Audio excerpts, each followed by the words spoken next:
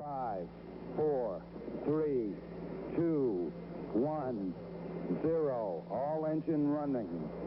Liftoff. We have a liftoff.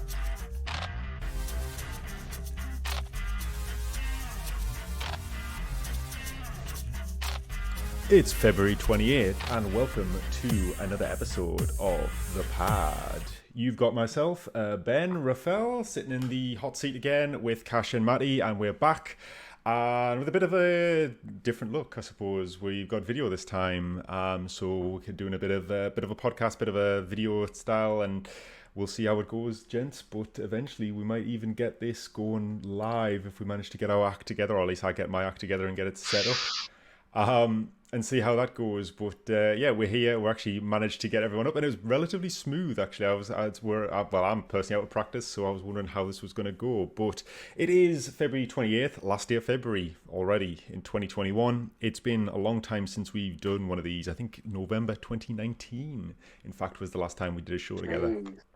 The lay of the land has changed somewhat in the time between, both in games and outside. Yeah, going to say, what's everyone been up to? There's not much that happened really between there. It's a little bit of a paradox, really, because obviously global pandemic occurring for the last 12 months, and there's never been more time to play games.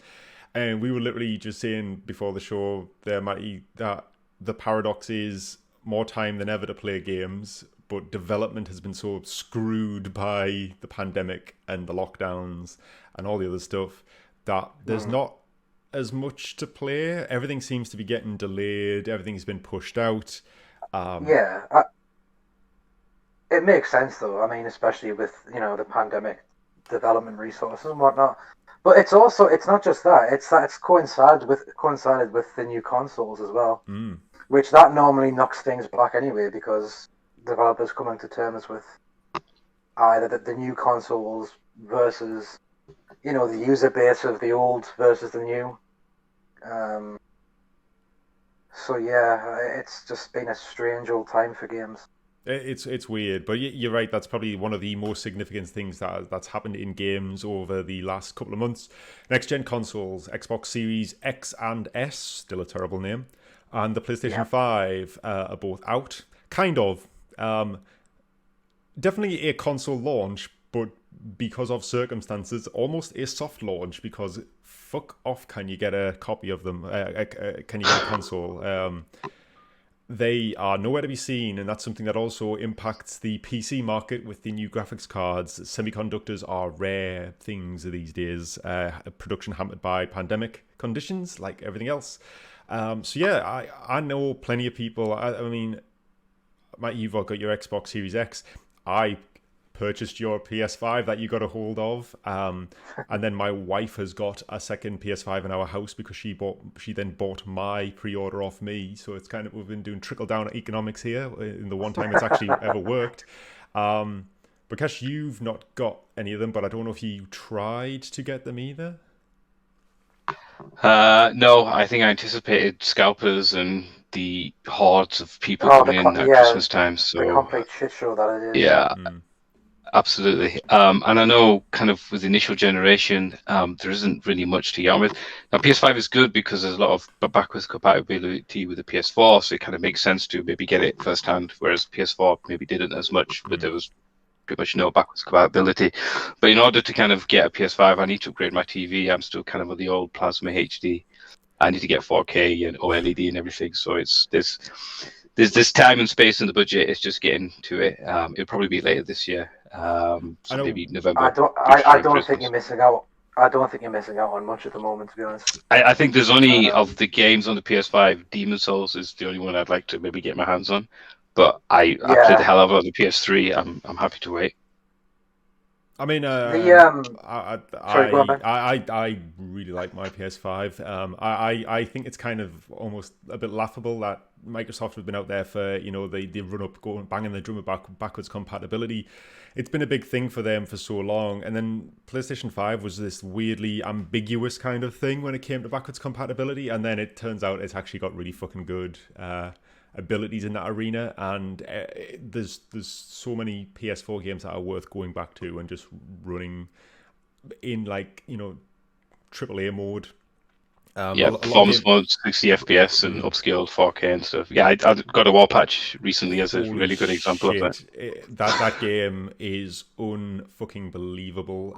It just looks so goddamn good in 4K 60. It's unreal how good it looks. That was one of the things when I've seen on the PlayStation 5 that I was like, oh yeah, okay, that's pretty good. I know we were talking the other night as well, Cash, kind of saying that I don't really need games to get that much better looking.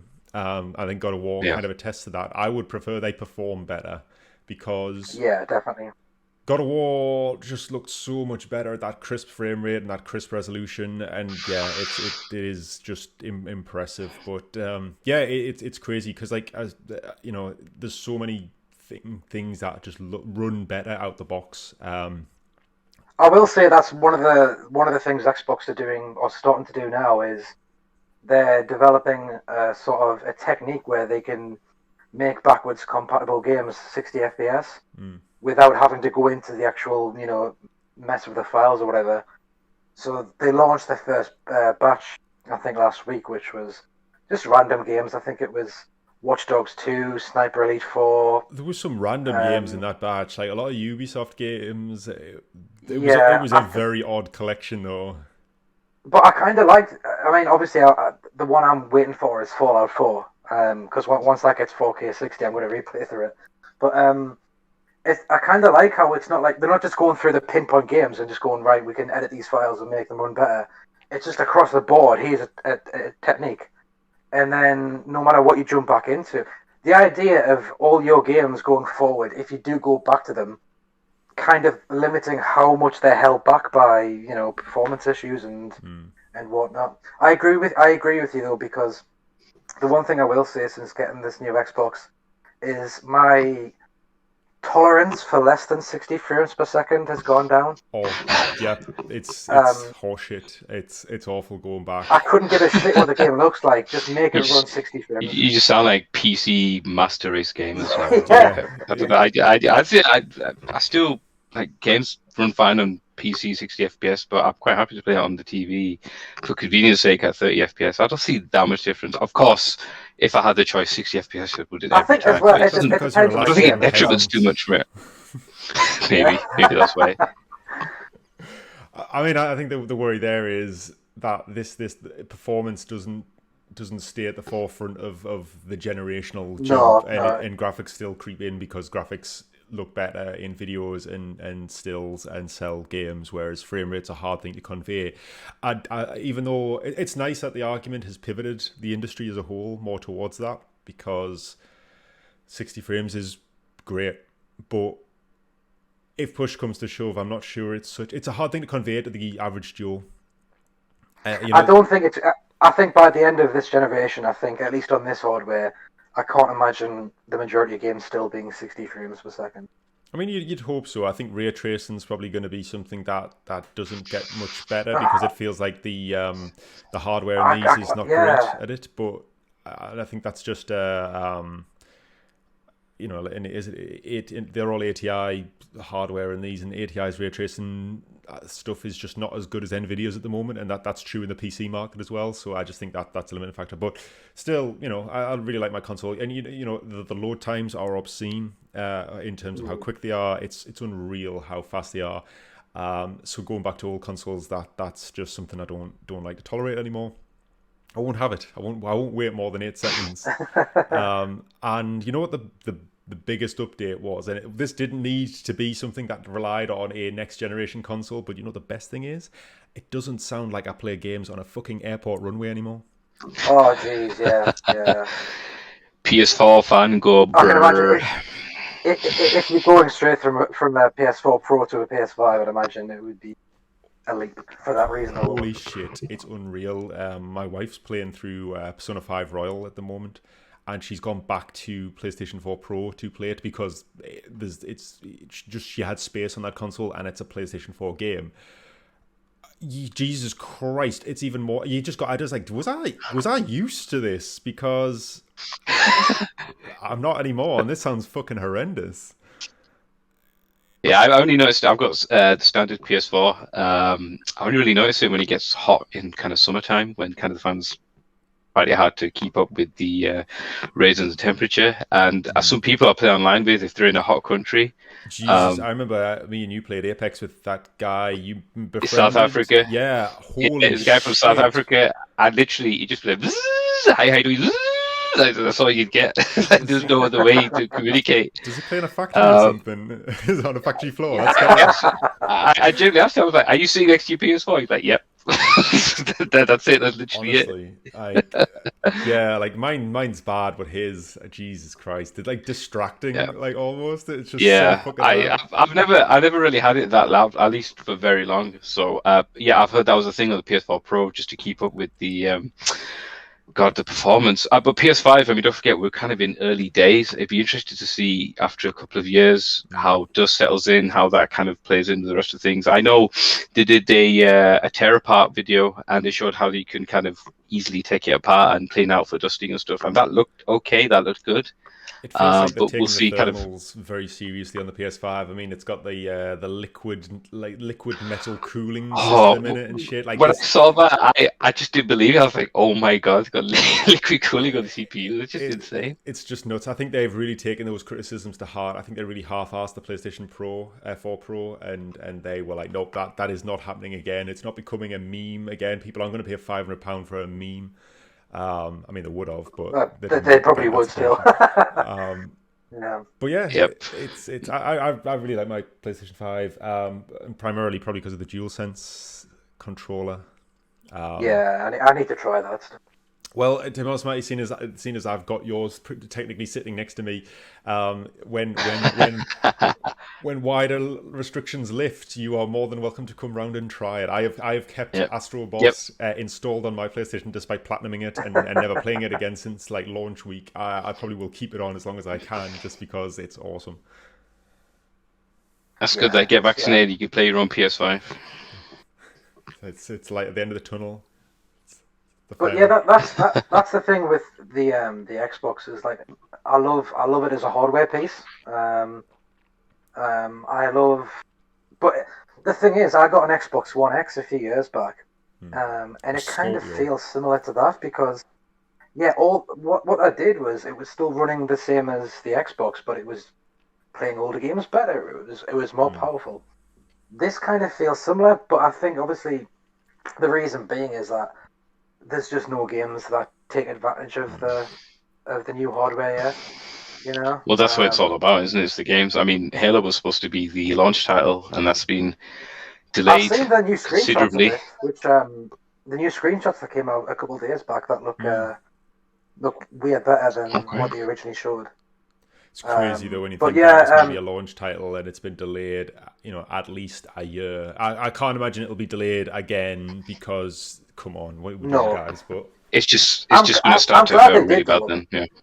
I'm glad they delayed it rather than just say, well, we'll. I remember seeing the gameplay demo and people kind of like cheering and reacting. I was like, am I watching the same video? It just seemed really kind of old-fashioned. And it was the Craig meme as well with one of the grunts. Let's hope they've learned their lessons. And there's a lot of pressure on 343 Studios to get this right because they haven't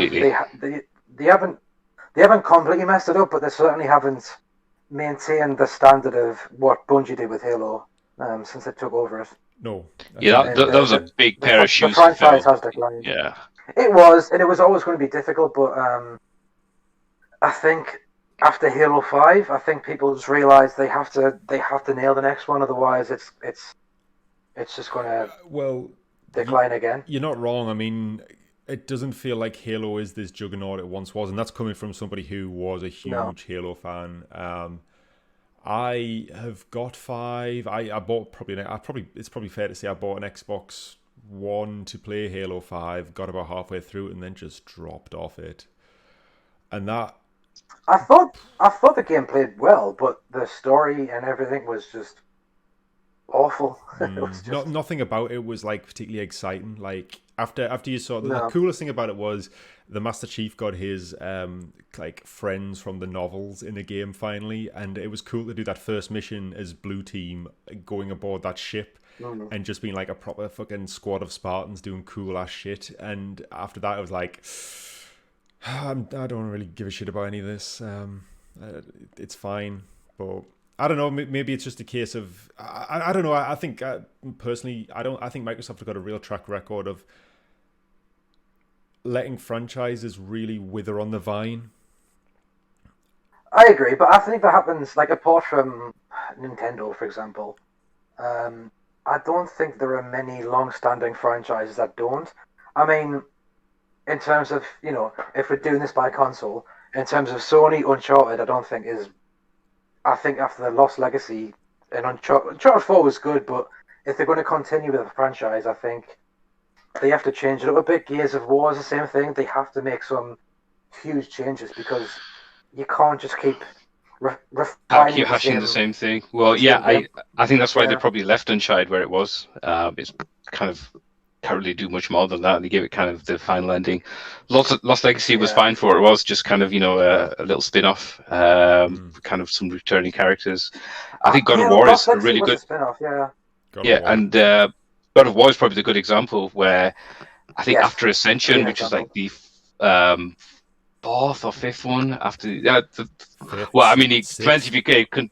Yeah, it depends if you can include PSPs in those. I played everyone, but by Ascension, I was like, I really don't need God of War anymore. Like this is kind of done. And then with there's like 1, 2, so 3. 1, 2, 3. There's 2 on the PSP, and then God of War Ascension, and then there's mobile games as well. Jesus. Yeah, Chains of Olympus and Ghost of Sparta. You got the HD collection, Part 1 and Part 2. If you want to be technical about it. Christ, I think I've honestly only just played God of War, like the original and obviously the new one. I don't know if I've. Oh no, sorry, that's a lie. The sequels, is it? I have played 3 as well. 3 was good, but yeah, definitely by Ascension when that came out, the formula had completely dried up, and God of War did an amazing job of saying, right, we have to just change tact here and go for something different. Yeah, and it paid off big time. The documentary behind that. Sorry, go ahead. The documentary behind that, Raising Kratos, was really phenomenal. Just give you the insight of how they kind of decided to take it in that, and like the risks that they were taking to kind of go in that direction, and the payoff and everything. Yeah, it's really good. I think I've only ever seen that. I think that's the only, at least what comes to mind, the only second time I've seen that pay off with a franchise. The first time was Resident Evil, where they had to completely change things up, and they did it with Resident Evil 4. Yeah, and 7. I think even 7 to an extent. Yeah, it's almost like they looked at PT and thought, yeah, we could do that, and they did pretty well. I think they did a really good job. I mean, I don't know if I was talking to somebody about this the other day or thinking about it at least. Lockdown be like that, and I was thinking Resident Evil has this real fucking habit of coming up with a formula that works and doing a really strong entry in the series. I think for the original style with the fixed camera angles, it's Resident Evil 2. The first one is a test run. The second one is that formula as it should be. And then they kind of miss the point of it in sequels. And I love Nemesis. I've got a real soft spot for it, but it is a lesser game by a long way than 2. And I think they lose their way with what that franchise is about, and then have to reinvent it. And then you get to 4, which is over the shoulder, more action orientated, more less kind of creeping horror and more in your face kind of intensity. And then you get 5, which ramps up the intensity but lacks the atmosphere and the horror. And then you get 6, which completely fucking misses the point and isn't even a serviceable game in its own right. And then they have to go back to the fucking drawing board again with 7 and come up with, as you say, hey, PT's not going to be a thing. We could probably fill the void. Which is why I'm a little bit skeptical of 8. I am very much taking a wait and see approach when it comes to 8. I mean, Vampire Wife is probably going to carry it. To be fair to Capcom, they do have they're doing a brilliant job with the remakes at the moment, so they're keeping the franchise a bit fresh. So even if 8's a bit like 7, or a lot like 7, you've had a remake of 2 and 3 in between, which are different. Yeah, they were really good games. Especially, I think 2, again, of all those remakes, is probably the better one. Definitely. And again, Nemesis is probably my favorite baddie of all of them, Yeah. including kind of Matrix style Albert Wesker. But yeah, I think 2 is probably the best one. Which one is the Matrix style, Albert Wesker, and where did that start? 5. Oh. 5. I think, yeah. Yeah. Because they tried to translate into the movie, and it was just as bad. It's just amazing. Let's not get started on the movies. Yeah, let's just ignore that. Let's move swiftly on to the next point of news discussion. Speaking of of bad Capcom movies, I believe the Monster Hunter movie is now available on streaming services. And right. That's I think me and my wife are going to take a punt at giving it a go, just to see how fucking bullshit it actually is. Let us know. I mean, I saw a trailer with the Meowscular chef, and I was like, I'm in. That's what I'm there for. Is he really. in a trailer? Is he? Because I haven't seen him. I've seen a still of him, but not in a trailer. I saw kind of a very quick couple of frames of him in the trailer, and I was like, well, wow. Yeah. Here's my big fear, right? You don't put the Meowscular fucking chef in a movie, and then don't show him front and center in a trailer unless you are deeply, deeply embarrassed about him. Because he's probably like a wisecracking kind of Meowscular chef. He's gonna flirt with Mila Jovovich, I imagine, and it's gonna be terrible. I feel like I'm gonna get 2 minutes of enjoyment going, oh look, a Rathalos, that's cool, and then just like, fuck's sake, for another 90 minutes. To be fair, the monsters look really good, like on the big screen, quote unquote. They seem to be quite faithful, at least to Monster Hunter World, which is kind of my only point of reference. They look kind of at scale, kind of detailed. When me and my wife were talking about this, she came up with the exact same point. Well, at least the monsters look good, and my counterpoint was, it's 2021. CGI monsters should look fucking good. We've been doing them for 30 years at this point. Well, sure, but I think they could have turned it around and said, this is going to be our vision of Rathalos and our vision of Diablos. We're going to kind of do our own version of them, but it seems to be like a cut and paste from the models from the games, which it's good. Seems to work. At the same time, though, Rathalos is like the fucking most dragon-ass dragon. Like, he is just the standard fucking generic dragon type thing, and he is literally big lizard with wings. There's nothing particularly unique about Rathalos, as much he is like the signature boy of the franchise. He's as fucking bread and butter as you can get. But yeah, Diablos looks good. I think Nurskala, who's a Monster Hunter 4 monster, she's like a giant spider. I think she's in it, which could be quite good. She was awesome in the games. And I believe Gormagala, who was the kind of title monster of 4 as well. He's like this kind of purple dragon thing. Could be good. But again, that's 4 minutes worth of... There's 4 monsters. Diablos, Rathalos, Nurskala, and who did I say? Gormagala. That's 4 minutes of, that's pretty good. And then, 86 minutes of... So yeah. As long as you know what you're getting into, just as long as you know that. Yeah. But so apparently that's how I want to again put some time aside and watch that just to torture myself apparently. Well, speaking of video game movies, Mortal Kombat is due in April, I think it is. Yeah. Have you guys seen the trailer for that? I have. It looks pretty fucking good. Yeah, a lot of blood, a lot of gore, a lot of swear words. I saw the R-rated trailer. Some of the dialogue was a bit kind of cringy, bit Mortal Kombat Annihilation, but I mean, as long as we don't take it too seriously, it seems to be kind of doing good. Like that Mortal Kombat. Oh no, I mean it was something like it's a birthmark. What does that mean? He was born with it. Like what, really? Something like that. And it's the fucking dragon logo as the birthmark. Yeah. And but I mean, Scorpion is I can't remember the guy's name. Is it Hanbei Tanaka, something like that, or Takeda, something? But he's kind of like the Hollywood Japanese man, and he seems to be doing a really good job. He seems to kind of look the part. The really suit or his attire isn't kind of typical Scorpion, but I think for what it is in that universe, it looks pretty spot on. Jax is there, some of the other characters are there, and they look pretty cool. Kung Lao is my guy, he's in that, so I'm fucking super excited.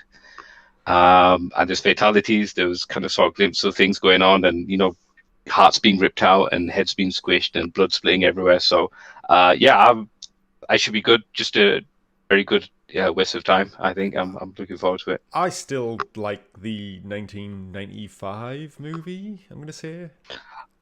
To me, that's the best video game movie ever made. And with Sonic kind of just in second place. Very high bar, obviously. I mean, but then what other kind of video game movie has really made such an impression? I mean, Street Fighter, I refuse, just didn't have a movie. I'm sorry. It's so just good. didn't have one. It's so fucking Did not good. have one. Did not have one. I do genuinely quite like the Street Fighter movie just because it's so fucking horrible, but my god, it's fun.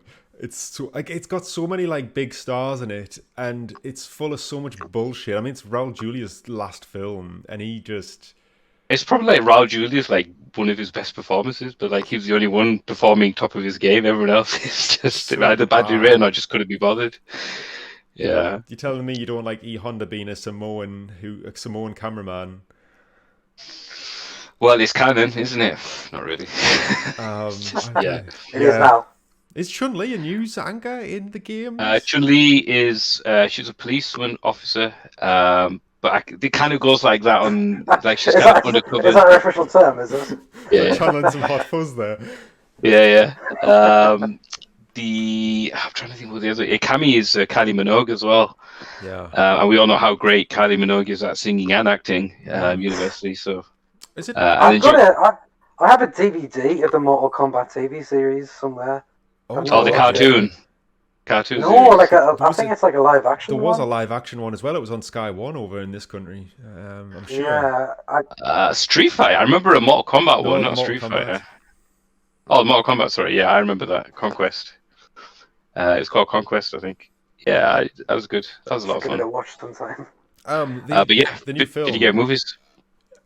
Weird choice that the main character appears to be a non-entity in the game. He's like a new character.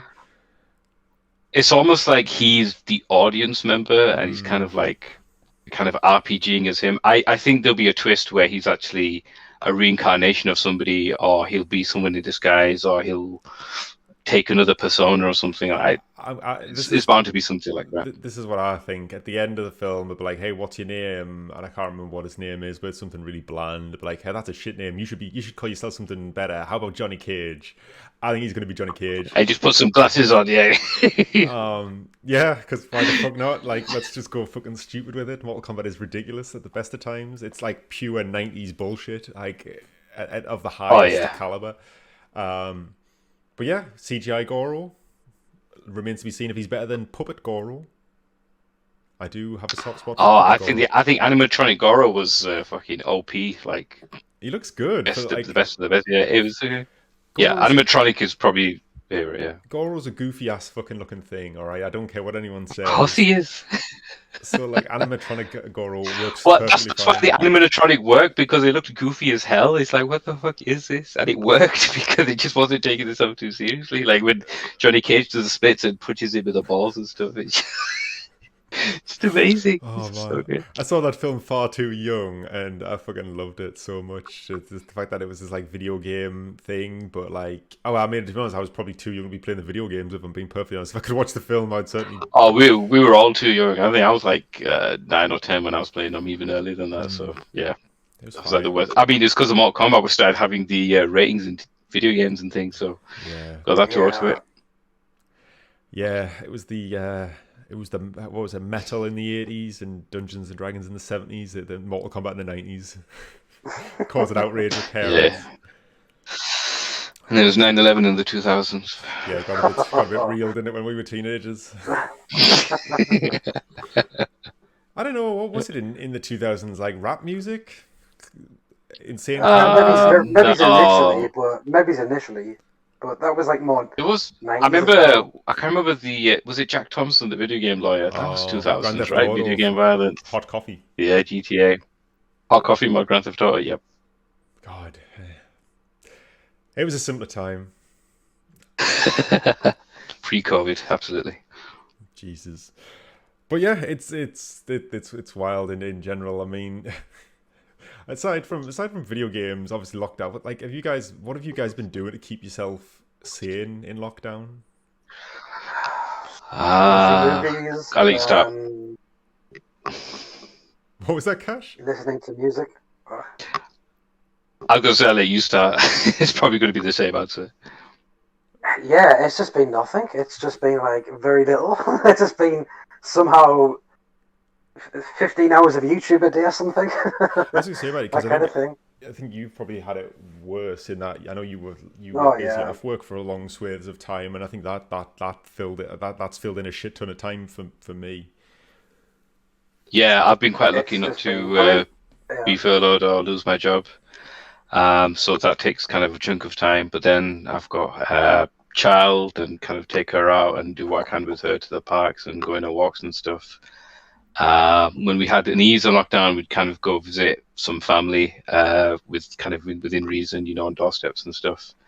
Or kind of form like the bubbles, as they would call it. So we'd go and stay over for like 2-3 week period after we got ourselves tested. So we've done stuff. But I mean, me personally, I'm quite happy to be just doing my own thing, just playing games or whatever, or I can be quite social as well. So either way is kind of okay for me. But I know some people do struggle with, not being less in the office or not being around other people or not having that freedom to go out. So yeah, I can see it can be quite tough for some people. I'm really not missing the commute to the office. This is my commute. Nobody is. It's yeah. I mean, I work like 15 miles away from my day job, and it can take like 2 hours to get there on some days. It's just nuts. And Yeah. now I sleep instead. It's far better. But yeah, it's I used to, Yeah. wild. yeah, I used to see you outside the cafe, didn't I? When you were stuck Yeah, I in used to traffic. shout at you when you were outside smoking when I pass.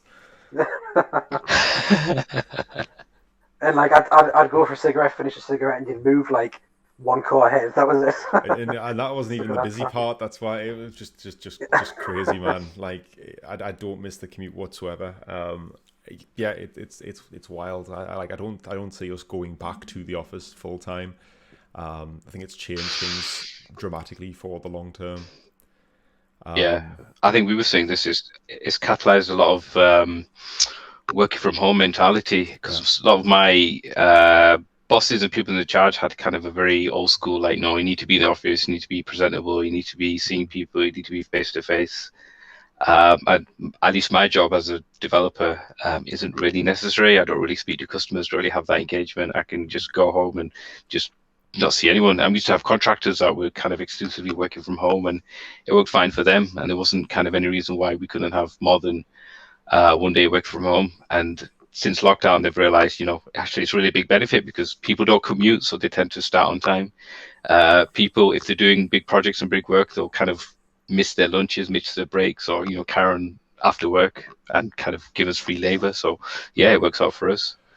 I So mean, not I that. think it's good. I think that the next big thing for me in the workplace, I mean, it's getting political all of a sudden now, is probably 4-day working week, but one step at a time. Well, that's it. Maybe by the time we're retiring at this rate, or the next pandemic. Yeah, it's crazy. I know, like you say, I know I'm working from home. I worked it out at the end of 2020. I had worked a whole extra month because of home working, just with like an extra hour at the start of every day, at the end of every day, like things to do with the pandemic taking up extra time. And I mean, that's not fucking good by any stretch, but it's not like it's a bonus to me in a lot of ways, but at the same time, it's not like I'm getting a lot of time back from it either. It just means I've got less fanning about, sitting in traffic and the like. So it's a fair enough trade-off. But yeah, it's last year was crazy, and this year doesn't seem to be much better thus far. I assume it won't be till the summer and things start getting back to normal, really, and that seems when things might peter out a little bit. But Yeah, it's a pretty hard goal to aim for, but we'll see. Summertime well, might be the yeah, end of it. it was starting to see light at the end of the tunnels. I finally lifted the ban from my wife looking at holidays. I said, look, anything from kind of like spring, from kind of autumn, maybe winter, probably winter to play it safe. And anyway, yeah, I don't make sure that's also going to be out of the shit by the time we get there. So we're not just flying halfway around the world to then sit in a hotel room because nothing's fucking open. yeah, it's crazy. I haven't left this country in over a year, which is a proper first world problem. But I think the last place I went to was Dublin last January. It's just nuts. Yeah. I think the furthest I've been away in the last year was probably to York, which is what, an hour and a half away from where I am, to see the in-laws. And that was like literally, that was at Christmas, literally sitting on people's doorsteps dropping presents off like a fucking like a drug handoff in a car park. Walk in the middle, drop the presents off, walk back, they come and collect them. Yeah, it's just been fucking nuts. But yeah, Yep. it's crazy. One thing I have been doing, I've told you about it probably ad nauseum, Cash, when we've been talking over the last week, but every Saturday I've started playing Dungeons and Dragons with John and a couple of others. It started like a year ago. It started just before lockdown, actually, because John's daughter wanted to play it, and I was like, fuck it, I could probably run a game for it. And then it became the social thing that we did every Saturday, just cracking on with stuff. And you see behind me, my top shelf is all my literature Yep. for the hobby. Can you? I can't get the fucking angle right. A lot of fucking fun, and to the point where I bought Baldur's Gate 3 on early access, and I like know all the rules inside and out now. Ah, okay. Got So the giving you inside that track. edge when you play the game. That's it. But yeah, it's a lot of fun. We've like I think we have missed 4 weekends this whole fucking year. We have got through like so much content. What I know, it's taken other people 2 years to get through certain campaigns. We've done it. Like we've done 2 of those types of campaigns in the last year, just because it is literally every Jeez. week. And like it's crazy because we start at 7:30 normally, and you might finish at midnight if things are like, it's a nice place to break type of thing. So it's fucking hours as well. I was playing last night actually. And I spent a long time running games, and now John is starting to do his fair share as well. And John's stepbrother, also joined us because he played it with friends, and their group kind of fell apart when lockdown hit or started to slow down. So it's getting bigger and bigger. I even ran a game for my wife's friends because they were complaining that they were bored in lockdown, and I was like, well, look, I have no idea. Like, this is not going to be in your wheelhouse, but I'm happy to run a game for you if you want. It's something to do. It'll fill a couple of evenings, and yeah, we played, and it was to the level I was like, look, does everyone know what a goblin is? Can I just where do we start, guys? What's the level we're pitching it at here?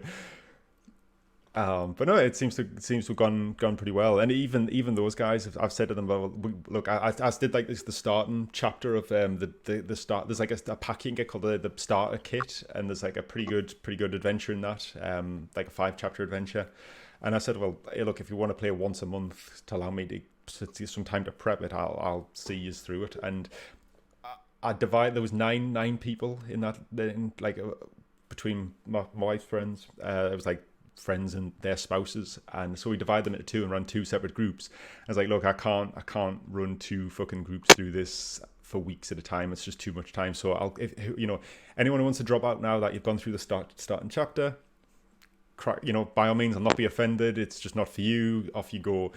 Everybody said, no, we'll keep on playing. So I've got to do something for a 9-person group now, and like I think I've 5 persons, the biggest I've done, and it's going to be a goddamn nightmare to balance. But, That's good. Yeah, it's introducing people to the geeky world of ghouls and goblins and things. Yeah, it's fun. Like everyone I've played it with has just really enjoyed it. So yeah, it's usually a good laugh. Yeah. You mentioned Baldur's Gate 3. What else have you been playing during lockdown? Maybe more recently. Good segue. Yeah, in terms of what we've been playing. So I played a bit of Baldur's Gate 3 when it first came out. I'm in this kind of conflicted position where I want to play it, but it's in early access, so I don't want to play it too much. How does it compare to Divinity and Divinity 2, maybe? Because that's the one I played recently. It's the same game, just with 5th edition D&D rules instead of like the clusterfuck of elemental puddles that Divinity deals with. Like I love Divinity. I think it's a great game. I've bought it like 3 times at this point. I've got it on PC, Switch, and fucking PlayStation. I keep buying it and thinking I'm going to play it through this time, and then never get that far because I just can't deal with the endless fucking puddles of fire, puddles of oil, puddles of water, puddles of lightning. It's fucking everywhere. Baldur's Gate tones that shit right down because 5th edition just doesn't deal with that, like to the point where Larian actually had to tone that elemental fallout down in the first patch because there was still a little bit of fire come off people, and it's just like, no guys, this isn't what these rules don't deal with this shit. It doesn't work. It's too fucking convoluted. So but no, it's really, really good. It seems like a very, very good approximation of the Dungeons and Dragons 5th edition experience. I know the last patch that they released has brought druids into the mix as a playable class, and I imagine Badger. the badger is doing the rounds. There's the meme at the moment where you can take the form of badger, because druids, their whole shtick is they can take the form of animals, and the badger is one of them. And I imagine this is going to be a fucking ball ache to code for, because druids can literally, like, you know, when you are just talking bullshit amongst yourselves on the tabletop, you can say, oh, I'm going to become anything, and you just kind of pick an animal with the stats closest to that as an approximation if that animal doesn't have a particular stat block. Where obviously in a video game everything has to be accounted for, coded for, tested, blah blah blah. So I can imagine druids, my god, I can only imagine it's an absolute fucking ball ache. But badger's a good choice. It's not something I've ever seen anyone turn into in a tabletop session, but I'm probably going to try it and just stay as a badger most of the time. I think it'd be a lot of fun. I like how they can sit down like just like a person, legs out front. But yeah, Baldur's Gate's cool. So the bears in World of Warcraft. Well, you know what? I think that's the World of Warcraft druids. On reflection, are just a complete rip of D&D druids. Like most of them classes are, to be perfectly honest. They've all got their roots in tabletop stuff, shape shifting and the wild shape and all that side of things. So Baldur's Gate's something I've played. I mean, obviously a lot of stuff between when we last did the show.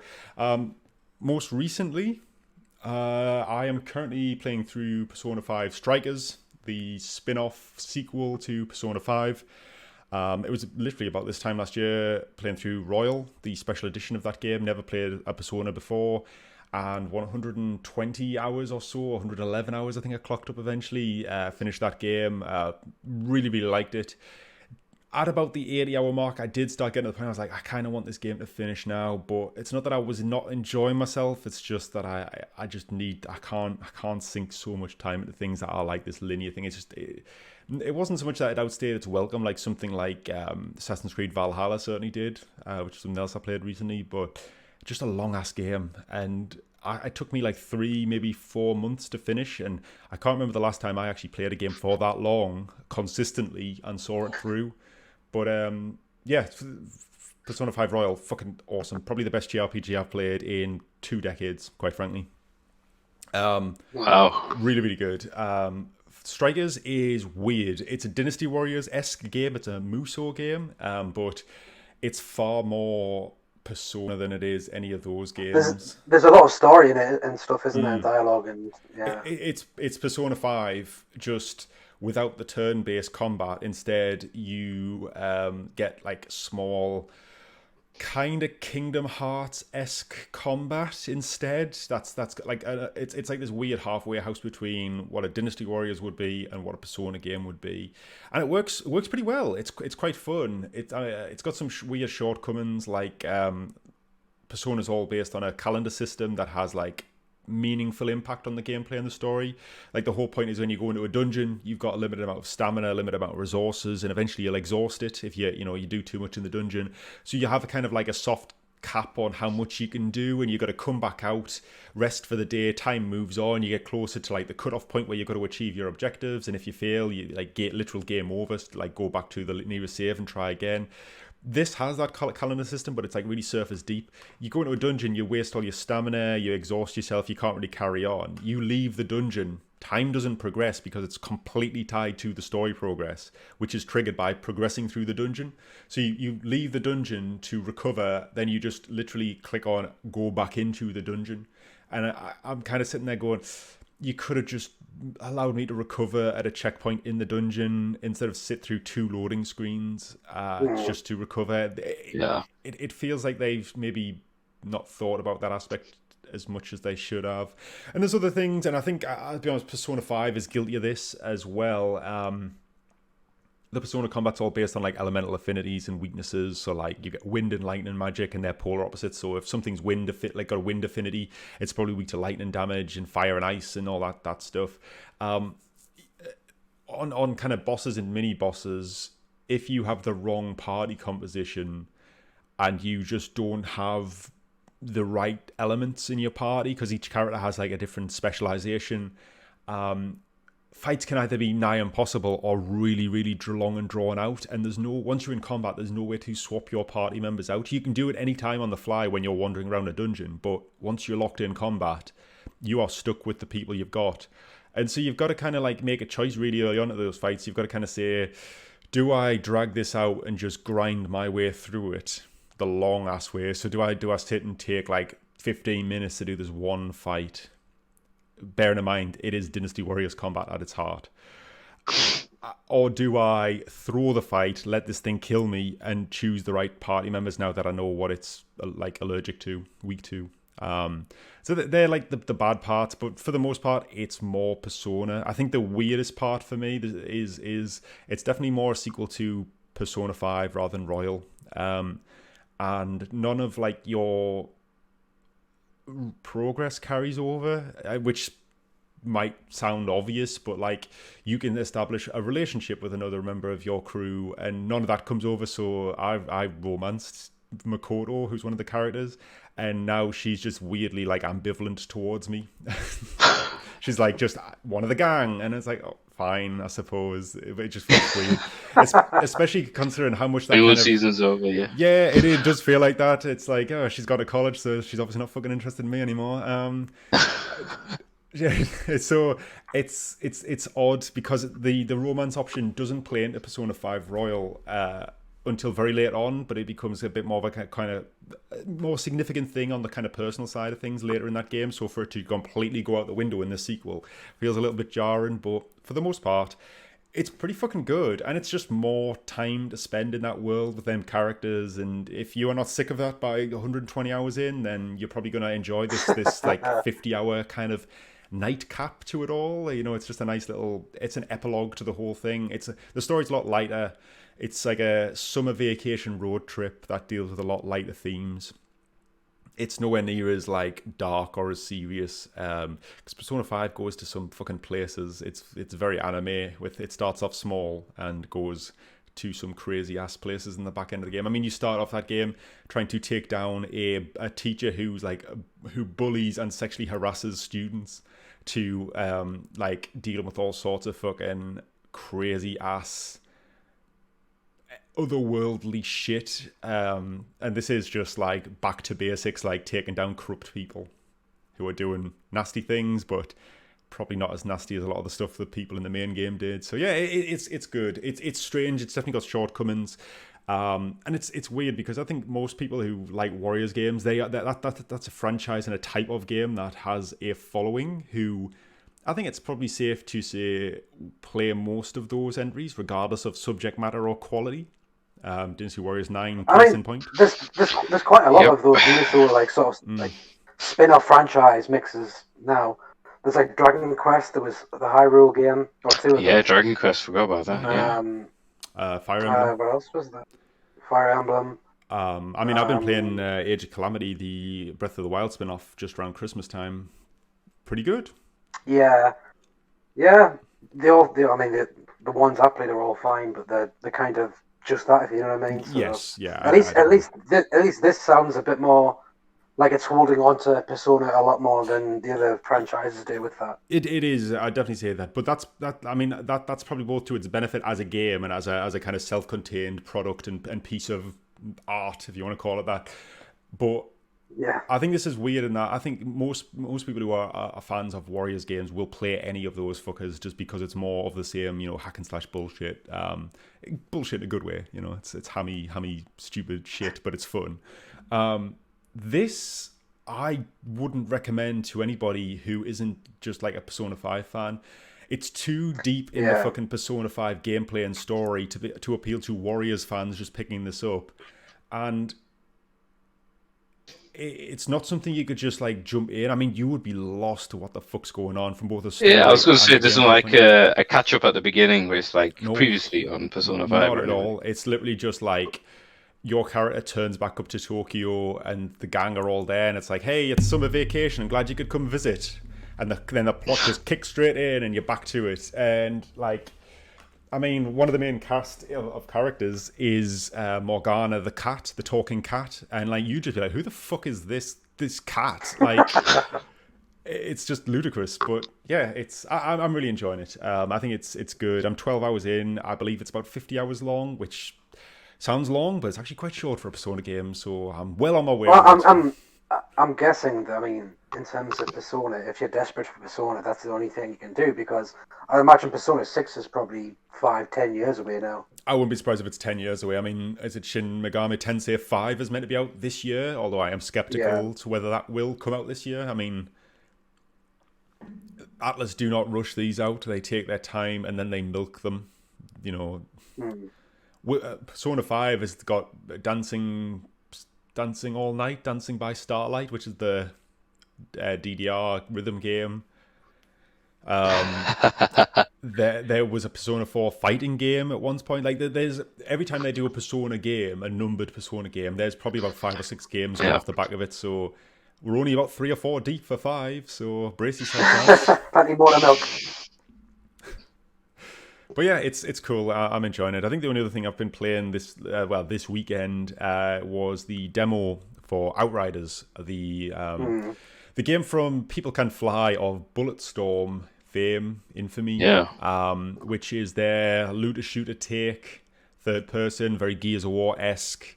I've kind of been fairly hopeful for this because it looks like it leans in towards that Diablo style, try and break this game with your bullshit builds, which I really like. And I've been playing on PS5, and it is that, but it's also rough as fuck. It's not a bad game. It's got a reasonably good core. The shooting feels pretty good. The powers feel relatively good. It looks like pretty nice for the most part, but everything about it's rough. Like on PS5, I got a frequent, very annoying glitch where the audio would unsync from the action on cutscenes. So somebody mouth would move, and then somebody would shoot somebody, and then 5 seconds later you would hear them shout and then shoot. Happened so much. I mean, a lot of people have been complaining about the storytelling and the dialogue. It's kind of Bulletstorm-esque. It's not nowhere near as bro down as that, but it's kind of in that vein. But I must say, I was pleasantly surprised by the opening of the story. It kind of, I didn't really know what to expect from it going in, but it did kind of make me go, oh, all right, okay, shit, I didn't kind of see this coming.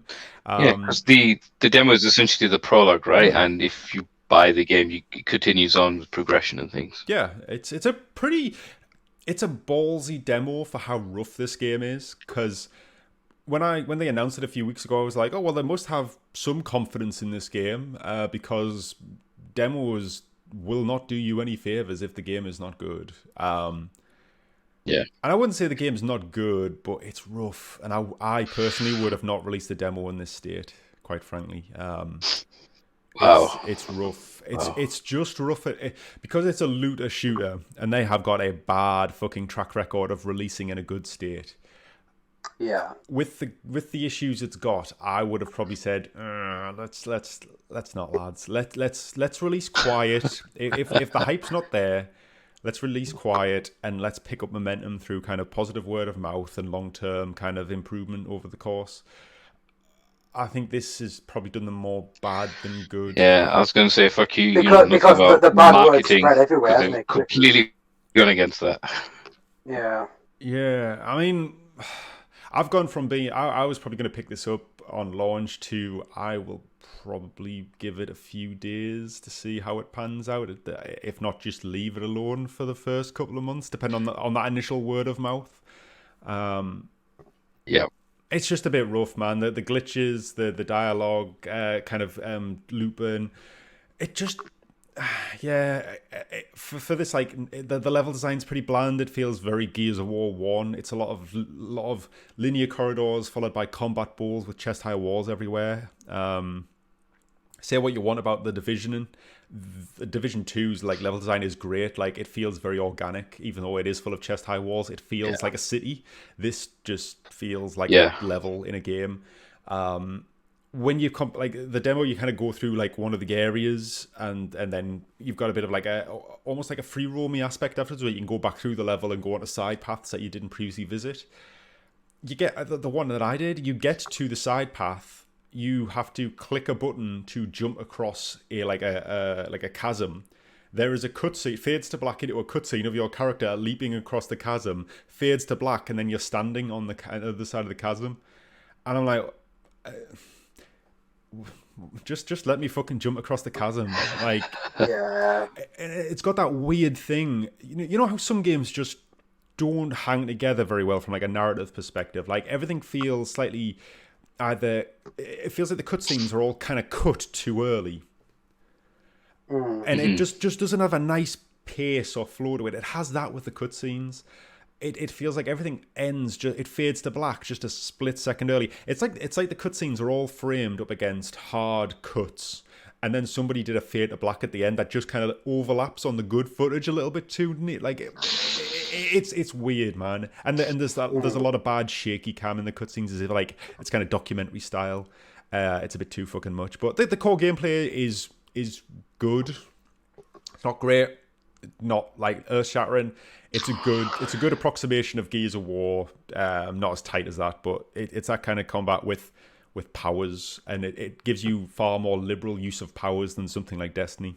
But yeah, it's maybe not as good as I was hoping it would be, and I think this demo has done the game more harm than good for its reputation and its prospects. Yeah, it sounds like it's probably not done what it's aimed to do and generate kind of hype and generate motivation to get the game and interest. It seems like it's backfired. I wonder if they maybe actually say, you know what, because of this demo, we'll hold things back with the release date and work a bit more.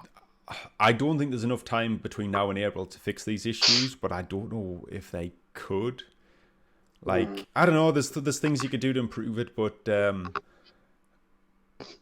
it doesn't bode well to me. And this is everyone's hot take on the forums and on Reddit and shit, but like when people are going, and like, you know, basically the bottom line is a lot of people are kind of saying Anthem vibes. It's not as bad as Anthem. It's not. It doesn't. You definitely don't. You don't want that anywhere near your image, do you? You know. No. Nope. You do. Especially now that they've stopped development on it as well. Well, I don't think that bad coincidence really. Anthem's fresh in everyone's minds again now that they've officially ceased development on Anthem, and then this drops a demo as like, you know, the next Anthem. Talk about Anthem Next, which was the name of their update. I think people are kind of starting to attribute it to Outriders, which is not a good look. I will be back in 2 minutes, okay?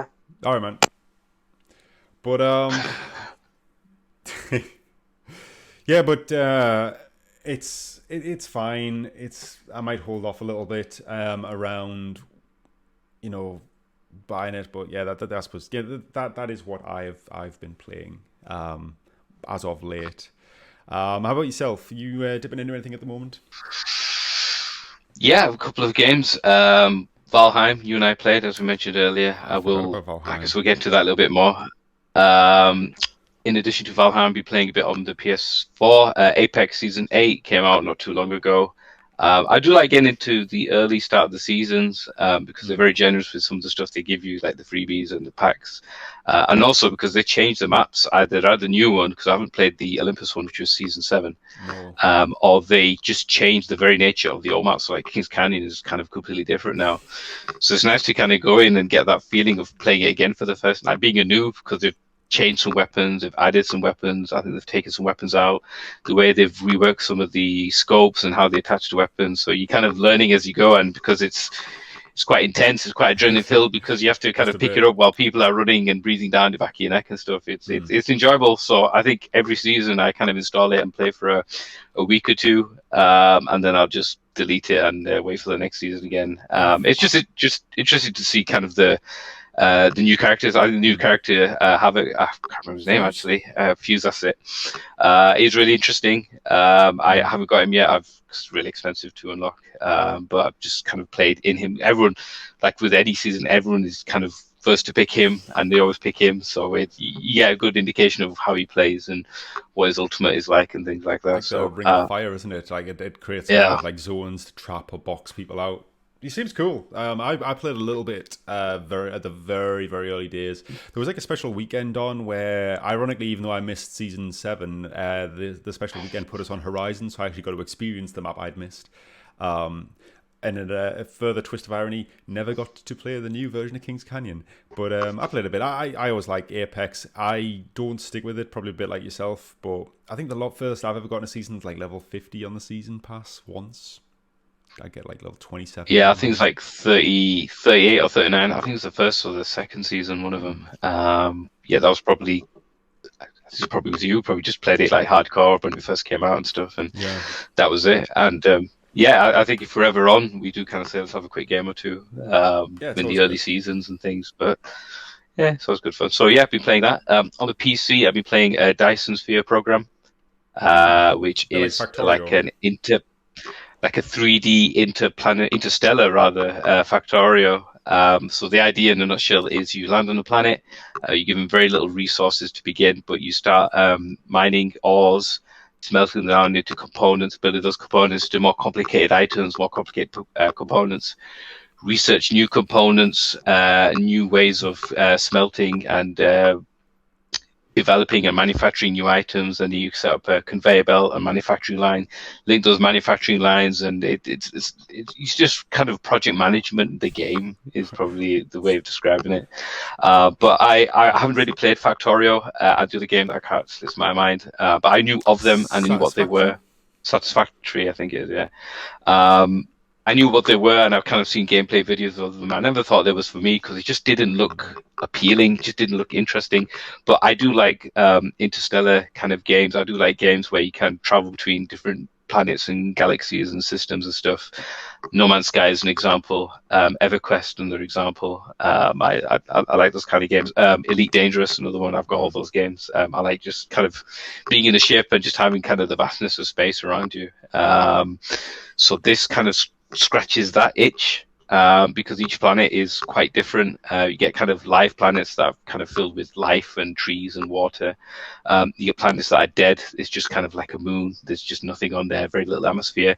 You get kind of lava planets that are kind of bursting around, and each planet has got different kind of resources to harvest.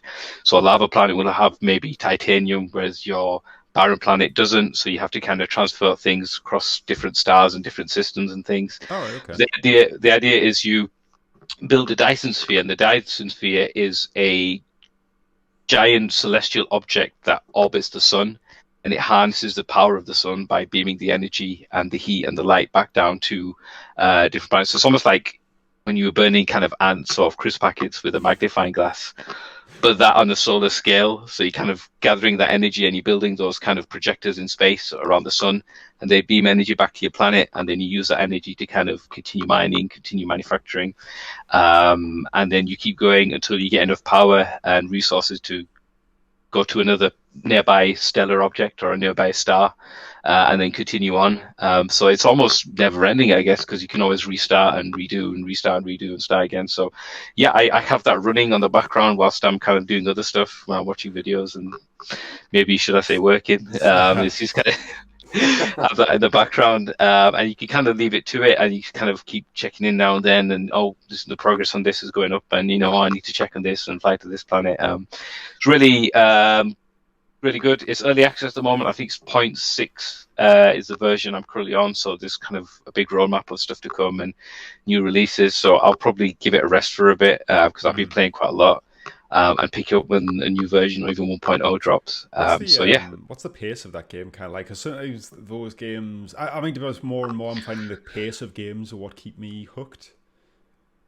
Is this like quite a slow, leisurely thing? Because like you say, you can leave it on in the background, or is it something that you could rattle through an I afternoon? think you could be two very different kind of players. You've got the kind of, I would say, how you play it casually, like me. Like I'm just kind of here for the giggles, really. I'm just kind of, oh, there's a nice copper. Let's just melt it. What can I do with it? Oh, I can do this. And then there's people with like literal spreadsheets that will have on here. This is the size of the planet. This is the circumference of the planet. I'll need this many items to kind of go around the planet. I'll need these many solar batteries to kind of keep the power going. And then you look at their setup on like the Reddit forum, and you just think, I'm just fucking playing this game wrong. I know I'm kind of doing the same thing, and the game telling me I'm reaching all the goals, but I'm just playing it wrong. This guy is just fucking doing all the work for me. So you could take it to an extreme like that, and some people enjoy that. And some people like the maths behind it and kind of seeing how it all clicks together. And I do like that. Sometimes I'll kind of go to bed and I'll think, okay, I need to develop this resource, and then in my head I'll kind of, thinking how I'm going to do this and how I'm going to connect all the dots together. And then when I'm playing the game, I kind of bring it to fruition. So I can see how that does appeal to some people, but that's not me. I'm quite happy just to leave it running. And if something takes me maybe 10 minutes to mine 200 of, I'm happy for that. Other people are like, no, it needs to be 30 seconds. I need to kind of completely redevelop this line and kind of make it speedier and stuff. But yeah, you can get what you want out of it, absolutely. That sounds cool. Does it have a release date or kind of trajectory and when one? No, they keep bringing up development logs every other week. I think I'm just looking at the one right now. I think the latest one is from the Chinese New Year, because I think the developers are based in China. Okay. So they kind of bring something there. I haven't seen a release date. It just says 2021, I think. And you could have that. I don't know when the actual game came out on early access, but I know it came up on sale, and I looked into it and I thought, I'll pick that up cheap. And glad I did. It's really blown up, that game, hasn't it? Like it's huge. Everyone seems to be talking about it. So. Yeah, I think a lot of the big streamers are playing Factorio, are now playing that. So that's kind of how it gets it out there, and that's how it kind of makes a name for itself. So it's interesting to see the game that I was playing a few weeks ago now becoming really, really popular amongst kind of other people out there. And like I say, when you're seeing other people, how they put their spin on it is interesting. It's always interesting to see what games actually blow up in terms of streaming culture and the streamer sphere, or whatever you want to call it. Yeah. Which that's a good a term as any. I know Twitter sphere is a thing, so I don't know Twitter sphere, streamer sphere is as well. The Twitchverse. The Virgin verse, yeah. That's maybe some comments coming in. But yeah, I mean, like obviously you mentioned before, but the big game on the streamer sphere at the moment is Valheim, which we played a little bit on Friday on stream. Yep. I don't think the stream was particularly good. It was really jittery, and while I was live, I just couldn't figure it out. But we got chased by a troll, fought some skeletons. Did some home improvement. But I know you've played a lot more Valheim than I have. I've maybe played like an hour or two beyond what we played together. But you give us the lowdown on Valheim. Sure. So Valheim is a survival game based in kind of a Viking aesthetic. So if you think of Rust, but with Vikings and Norse mythology, it's quite heavy on kind of the Norse mythology. You got a lot of the runes and the kind of old Nordic writing on runestones. A lot of kind of a lot of the monsters from the legends as well are in there. The story in a nutshell is Odin has kind of needs help with kind of an evil entity or evil entities that is kept locked away in this planet, and to do that he's hired like the best of the best from the people that have died. So you're then transported on your death to Valheim instead of, I guess, Valhalla, and you kind of continue this quest. And he's used the Valkyrie, so you take it there on a Valkyrie, and you dropped off, and it's like, here you are, here's what you do, fend for yourself.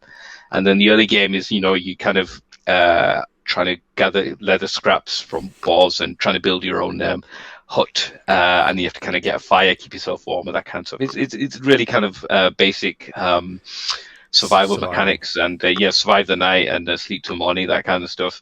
And I think for me, it came on my radar because it came up that 3 million people had purchased a copy of the game, And considering that survival games aren't new or anything kind of, original, I was like, wow, this is pretty creative. Like, why has it done this well? And then looking into it a bit more, the graphically, I think you said it as well when we were playing this game, it looked like a PS1 game graphically. If you zoom in on things, it's kind of very, very pixely, very digitally, very kind of blurred.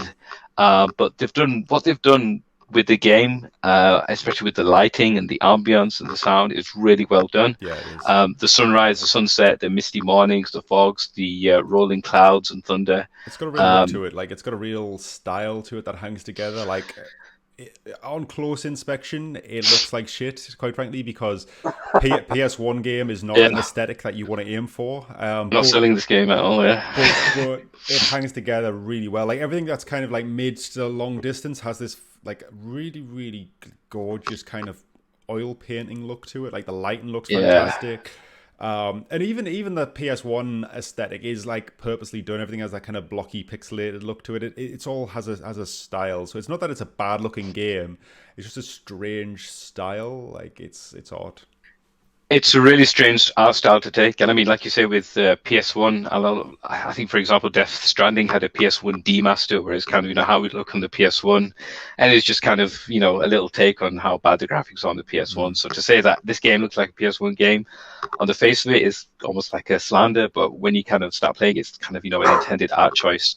And I think it works really well. I think the characters and the monsters especially, and even like the swaying of the trees and the wind, and how the sunset rises and shines through the trees, and how it sets, and how night changes and things like that. I think it works really well, and it looks great. So I'm kind of fair few hours into it. I'm kind of just started on the Bronze Age now, so I'm getting all bronze gear and bronze equipment and stuff.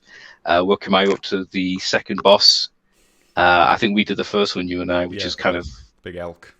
It was almost just a tick box exercise. It was a really, really simple boss. Get the basics in, get yourself a weapon, and crack on with this big fucking stag-looking thing. Yeah, it's really good. Is it in early access or not? It is early access. Yeah. Very early access. So obviously it'll change. I mean, it's cool. It feels pretty well fleshed out. It's a little bit janky, like the building side of it's a little bit more jank than would I be ideal, but it's pretty robust. And I think this game does three things well. Because, like you say, Cash, the survival genre is not something new. It's certainly not something that's underrepresented either. But this does three things really well. I think the survival aspects take the positive reinforcement approach rather than the negative punishment. You can kind of ignore the food and the sleep and that side of things. You can kind of engage on the survival aspects at surface level and just kind of try and focus on the crafting and questing. But rather than punish you for not engaging with those systems, it rewards you for engaging with them. So like food buffs you, sleep makes you well rested and all that. So you get buffs and benefits from doing those things, not penalization, not in punishment for not doing them, which is nice. Because in a pinch, or if you just want to crack on with something, you can ignore those for a time. So that's nice. I think the other thing it does is combat is a lot deeper than first appears. There's like a Dark Souls-esque-ness to it all. There's parries, there's Dark Souls rolling. There's a little bit more weight and heft to the combat than at first appearances. So that's quite nice. I think that is a cool little thing, especially seeing as effectively the aim of the game is to go and hunt bosses and fight them. The third thing I think it does really is there's a lot of kind of sim stuff going on under the hood here. There's a lot of simulated systems. Like there's a real sense of gravity to the game. Like you chop down a tree, it falls realistically. Items interact realistically with each other. There's like a real weight and heft to the game that's nice. Like weather falls through like holes in the roof properly. I mean, we had to spend like 5 minutes putting a proper chimney system together for our little house. If you put getting carbon monoxide poisoning, yeah, like if you put a fire in your house and don't have a chimney, smoke builds inside and chokes you out. So like, there's just a lot of like modeling of like physics in this game and like how things work, and it's really cool. And I just like the fact that it's not just survival for survival's sake. You're not just building to become more efficient. You're going on a quest, and you're slowly building up like effectively like a Viking settlement to go out on these quests. So I like it. And it's really easy to it was really easy to pull off something really nice. I think we found a couple of abandoned settlements and we patched them up, and they looked really good. Yeah. So you could kind of find stuff in the world and claim that as your own and just patch it up, and it looks good. You don't have to worry about being an A-level art student and becoming really good, or you could take it further and expand on those, knock a couple of walls down, build an extension, build your own kind of spin on things. So I've got a few bases now where they're just pretty much abandoned old outposts, and I've just cleaned them up and used them, and it looks really good. Looks really nice. I think at night as well, when I'm coming home from a long day of mining and killing trolls and stuff, it's nice just to see the glow of like a warm campfire as you kind of come in and rest. So I will definitely be playing a lot of it, and it's one you can kind of not worry about too much as well. I think a lot of survival games, from my experience, there's always something breathing down your neck. There's always something out to get you. There's always something to kind of keep you on your edge. And on here, there isn't too much. I mean, we had that kind of one raid on our little house, which wasn't too bad. No, we got through it really. In the end, just about. And it seems like you could probably just take your time and just enjoy the world. And I have been. I think a lot of my playtime has just been exploring the world and just seeing kind of where things lie. And there's kind of big rolling rivers, so there's an incentive to build boats and rafts and stuff. So I'm going to start that now and have kind of an exploration on like what's on the other side of the river, because there is swimming mechanics, but you get tired really easily, and if you run out of stamina, you start dying. So it's all about, okay, you need to build something to survive out there. Got some long ships on the go. Yep, absolutely. So yeah, Valheim is probably my other big go-to game. I'll probably jump on that straight after this. Yeah. No, it is cool. You been playing much else, or have you just been raiding and pillaging? Just raiding and pillaging, just like my forefathers did. I'm sure somewhere somebody slept with a Viking in my family, so I'll take that. You can almost guarantee it. Yeah, they got everywhere, didn't they? They got over the Middle East. I'm sure they went as far as India. They would say if you get, if you got any red in your beard, then there's a good chance you've got some Viking in you. Viking in you, absolutely, yeah. All right. Well, speaking of raping and pillaging, Maddie, what have you been playing lately? Hey, my specialist subject. Not much. We were discussing this before we started. That I got the Xbox on launch back in November, and I got Assassin's Creed Valhalla shortly after which. That'd be a nice segue. I know you've got a storied history. I think last time we were doing these shows, you were on Odyssey, the never-ending fucking Odyssey. Yeah. Well, this time it did end because with Valhalla, I was really enjoying it, and I think I put about 80 hours or more into it. And I think the last time we spoke about it, you said I'm 80 hours deep. I'm about 40 hours myself, and I think I am at the same point. I was just like, I'm getting nowhere. Like, there's just way too much to do. It's all the same stuff, though. Like, yeah. I think on the last time we had this podcast, Matty was doing Odyssey and just doing the same thing. So I'm surprised you wanted to take him through that stuff all over again. It's like, history repeating itself. I think I only ever play Assassin's Creed games on console launch because they're always going to be competent, like action adventure games. And... I think, that's why I got it, because around launch there wasn't really much else. So I was already a bit tired of the formula before I got the game. But yeah, it's a great game. If you haven't played Assassin's Creed for years, since the old ones, I think this will be a great way to go back to them because they've refined it. Well, that's the position I was in. I hadn't played a game since Syndicate, and I didn't play Syndicate that much, maybe halfway through. And even I got sick of this shit. And I like Viking stuff. I like the setting. I've been watching over the last few years. I've watched a lot of The Last Kingdom, which is a BBC series, a Netflix series about that period of like Saxons and Vikings settling in Britain in the kind of the age of Alfred the Great. So I was like, oh shit, this is just that. It's just this TV show in a video game form. Yeah. And even I got sick of it 40 hours in. I mean, 40 hours is a long time. I mean, 80 hours is even longer, let me tell you.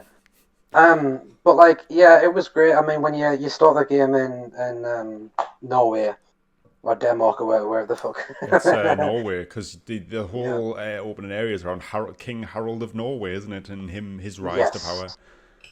and then after a couple hours or so, you end up getting on the boat towards England, and so it was really cool to have this game set in England. I know Syndicate was, but I wasn't really interested in Assassin's Creed back then. That gameplay loop had just wasn't for me. Are the English the bad guys again, like they were in Assassin's Creed 3? I remember the big spiel about that. Well, not really, because in this you're just playing Vikings who love to just pillage. In that other word, but it's not in the game, that part. No, but, it skirts around the controversial elements. I know it's like when you're raiding monasteries, it's fine to kill a guard because he's got a sword as well. But as soon as you start bashing the skulls of bloody monks in, it's like, Eivor wouldn't have done that. Desynchronized. It would have done that. It definitely kind of a good Viking. They kind of try and get away from that. They're trying to go, Vikings are all about, honor and blah, blah, blah. Just kind of make you come to terms more with what they're going to do. But there's a complete disconnect because you're meant to be playing someone who at least has some kind of conscience and well-meaning. And then all you're doing is I did Vikings in primary school history. I know exactly what they did. It is the primary school version of Vikings, though. Yeah. It's like thinking back to it now. It really is a good game, but after 80 hours, I just got burnt out, and I was like, I can't keep doing this. It's a good 20-hour game stretched over 100 hours. That's the only way I could put it. And it doesn't have the depth to sustain itself. To me, it's interesting you say that it's stretched. Like, if I wanted to beast through the story, could I do that in 20 hours? Or am I kind of restricted? No chance. No. Bloody hell. You're in it for sounds at least exhausting. about 70, 80 hours if you mainline it. Just sounds exhausting. Fucking hell. It is, and the trouble I had with it is it's very episodical. So like you say, Matty, the opening is you're in Norway and it kind of kicks off events for you to come to England. And you get to England and basically you have this table in your long haul. And it's all the counties and kingdoms of England. And you basically it's this weird thing where it says these are the county or these are the kingdoms that all have their own storylines that you have to go and complete. It's very episodical like that, but the trouble I have with it is there's no point to it because you can only, in my experience, 40 hours in, there's only ever one answer to which kingdom you should go to next. It's so linear. Why are you giving me a choice? Just tell me where to fucking go. I completely agree with that. Like London is on the map from the very early game, but 40 hours in, I am just going there now. Because I was not high enough power level to even make a dent in it until now. But you go to all sorts of places and you basically go to a kingdom. It has a plot revolving around that kingdom. You go and resolve it. You ultimately hope that you make an ally of that kingdom so you can kind of support your your new territory's strength in the area. You've got somebody to lean on, and then you move on to the next. And the assassin and Templar plot is barely there, although I believe it comes into the fore more in the late game. It's very much just about the Raven clan's conquest of England. It's fine. I must admit, Maddie, I don't know what you felt, but Eivor I felt was actually a pretty fucking good character. I think they are one of the better ones they've had for a long time. Oh, definitely. Did you play as better than man or a woman, Eivor? A woman. I played as a woman because I just thought, the man was barbarian. I thought I can't, I know that stereotype or I know that image of him, so I thought I'd go for something different. Funny enough, he's not like that actually. He's quite for a Viking. He's quite eloquent, and the woman will be the same, I suppose. But you do the flighting, which is basically just fucking rap battles of Viking times, where you just basically take the piss out of each other. But he's quite eloquent and quite literate and creative. He's a bit of a kind of warrior poet. He's quite He's nowhere near as well written as Arthur Morgan in Red Dead, but he's got that kind of warrior poet quality to him, that kind of soulfulness about him that Arthur Morgan does. Maybe Jin Sakai, Ghost of Tsushima, maybe? Yeah, maybe a bit like that. But I think Eivor's a decent character. I think the supporting cast are weak as shit. I think the storyline is weak. Because it's so episodical, it's so up and down all over the place. But again, it's a good, and this is what Assassin's Creed does. It's a good approximation of like giving you like an adventure in that time period. Like it feels cool to play as a Viking going around, Britain, dark age Britain. Especially when you start, because you're seeing all these landscapes and you're doing all these missions for the first time. But it's just when it becomes the same copy and paste over a large period of time, you just think, I am not one bit immersed in this world anymore. I am just playing some kind of tick box. It really is that. So I'll tell you one thing that really annoyed me early on in the game. You go to, I think it's the Leicestershire chapter, and you depose the king there. And so like across the map, there's all sorts of like pickups and stuff like that, but you'll have all the icons on the fucking map of like there's an armor set here, there's a weapon cache here, there's like a resource cache here. Except when you go to like these settlements where these things are usually tucked away in like underground vaults that you've got to kind of like light puzzle solve your way into. And there's a really annoying thing the game does where like you'll go to a setting like just off your own back, explore and free roam style, and there'll be 3 things in that settlement.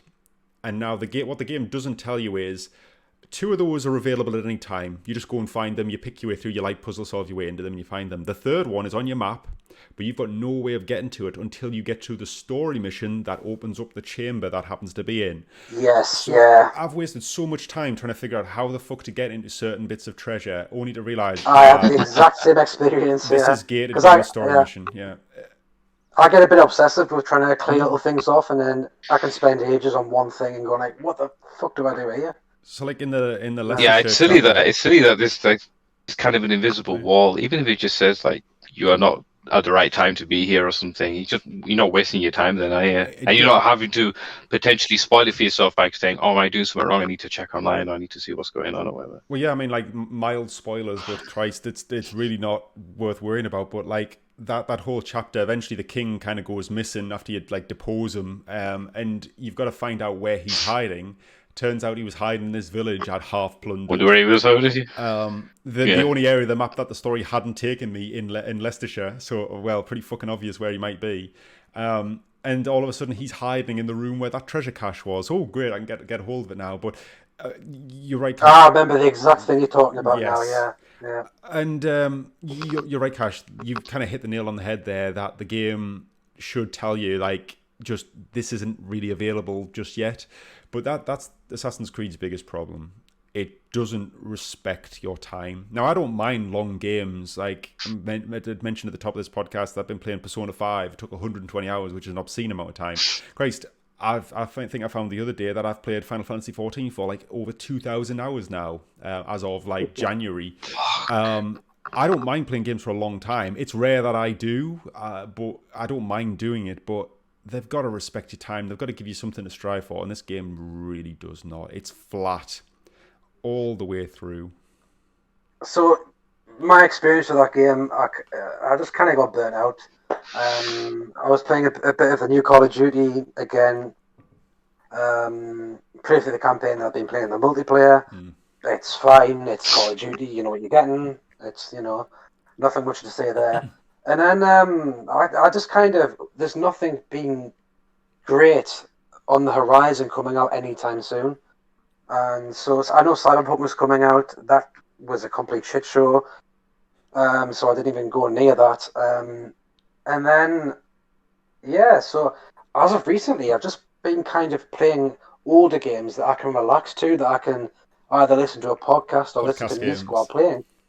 Yeah, so like Minecraft's a good one, but I kind of got sick of that.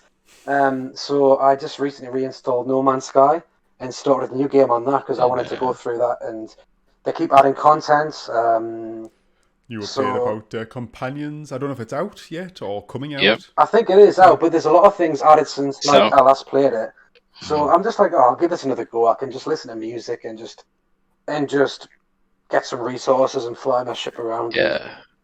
Proper chill out. So for the most part, that's you don't even have to do that. You could just fly around and just explore and things. Yeah, it's a really good game just to not take seriously and just have on in the background. The exact opposite of Assassin's Creed, because I'm not chasing things, trying to tick things off. I'm just like, go wherever, look at something, you know, Just take just your own relax. pace.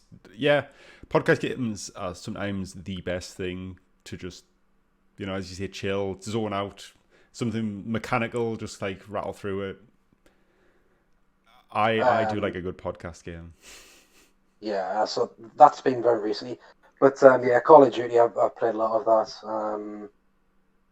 Now I'm kind of, as I was saying before, with this new Xbox, it's kind of, I feel like I've got an early access version of it because it feels like the next generation hasn't started yet. With the pandemic and everything, with how long games now take to develop, and why, and also the fact that why would you develop a game with the next generation in mind when you've got a player base, an install base on the That's older console? definitely a consideration, I think. You've seen a lot of cross-gen type things. Yeah, cross-gen games or even games that, like, in terms of exclusively next generation, there's barely anything. So you kind of, it feels like I'm in a lull at the moment, and I'm waiting for maybe a year, maybe a bit more than that before I get reap the true rewards of the new console. So it's I will say though, one thing, since I've got the new Xbox Series X, and I think you might find this the same, Ben, with the PlayStation 5, is when you jump back to the Switch on your TV after you play the PlayStation 5, or just Looks like shit. it looks like 2 generations ago, because I mean, it kind of is in a way, but it does it's look just a rough. huge difference. I mean, like, Nintendo games are pretty good at like playing into the strengths of the hardware. Oh, like the Switch is brilliant for what it is, but but it's looking rough. I think they gave up long ago being competitive with the current gen and They do their own things thing. like that, and it's fine and for it's what worked it is, fine but for them. it's just it's even more disjointing now when you go between the new consoles and the Switch. I'm very intrigued to see what Monster Hunter Rise turns out like, because I played the demo of that a couple of weeks ago, month ago, and it ran pretty well. Like, it ran well, but World was particularly good looking and ran particularly well. So it'll be interesting to see what happens with Rise. I think I told you this, Cash, but I've actually bought myself the Monster Hunter Rise Switch Special Edition. Oh, you told me as It's well, yeah. lockdown, and I'm not spending money on anything. I'm not going anywhere, so I've got more money than sense at the moment. And I've never ever bought like a special edition console before. When I was like, fuck this, I'm gonna do it. I'm gonna do it. It was one of those things where I was like, my Switch is a launch Switch, so I will get the benefit of this being one of the second revisions with the longer battery life. Yeah, the longer battery life, yeah. So that there's a little fringe bonus I'm using to try and justify this to myself. But it was one of those things where everyone was like, "Oh, it's hard to get hold of. It's rare." And I was like, on Amazon, I was like, "It's right there. It's in stock. Should I just fucking buy it?" And yes, I did. So I've got that in the pipeline. So I'll be probably investing a lot of time into Monster Hunter Rise in the coming month. It's on the 26th, so like a couple of weeks, 4 or 5 weeks from now. But yeah, it'll be interesting to see how that holds up, especially seeing as it's just been announced this week that it's coming to PC next year. Oh yes, yeah. There was a bit of a few Nintendo fans kicking up about that. I don't know why. Why? Because people love more their people enjoy the consoles, game. Yeah. Yeah, I think Sony mentioned something like that. They're bringing is it Days Gone to PC? Yeah, and they've just done Horizon recently, and I think Horizon was a litmus test because I wanted to see how it was taken. And I think they were expecting a lot more flack maybe from Sony fanboys, but it just seems to be non-existent. And I think for all the right reasons. It was a good game. Too much sense. Yeah. It's a good game. Let more people enjoy it. Sony get a bit more out of it. I think they'll probably learn how well the game performed financially and how much flack the animosity generated from PlayStation fans, and apparently there wasn't much.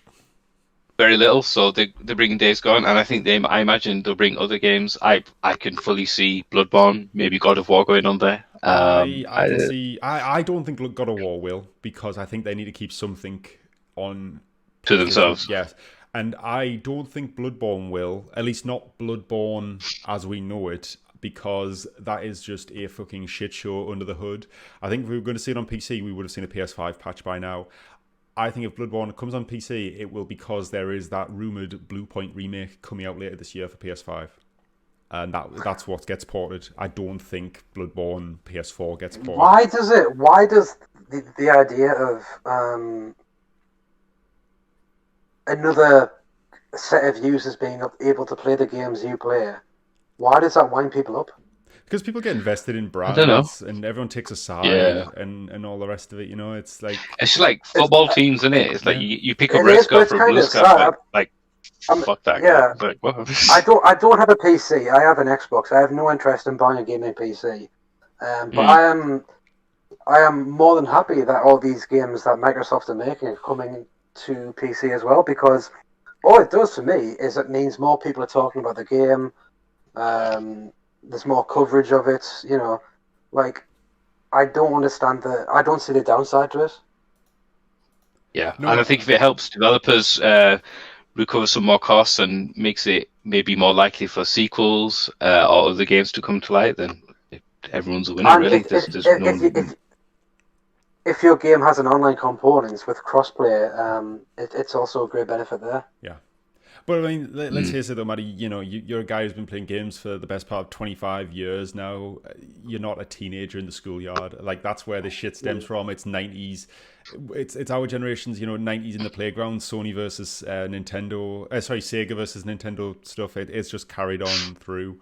Even like the likes of me, I still sometimes sit there puzzled as to why Fortnite's as big as it is. I know why, because it's accessible, it's got an art style that appeals to the masses, it's on everything. But then you've got people like my brother-in-law, who's a guy in his mid-20s who plays it religiously, and I'm like, you are 10 years too old to be playing this, man. I just don't get it. But it's that like... It's because we're old, that's why. We're old. It's just that, like... I just don't. It's like I'm probably on the other side. Rather than championing certain brands or like really, really standing for them, I probably just kind of just don't get certain other brands. I don't know. Cool. So, is there anything else you've been playing, Matty, or you're wrapping up? You're just kind of in a bit of a slump. Yeah, a bit of a slump with games. There's nothing too much catching my interest. I've been just ticking about different games. Tetris 99, still going at that every now and then because Tetris is the one thing keeping me going through life.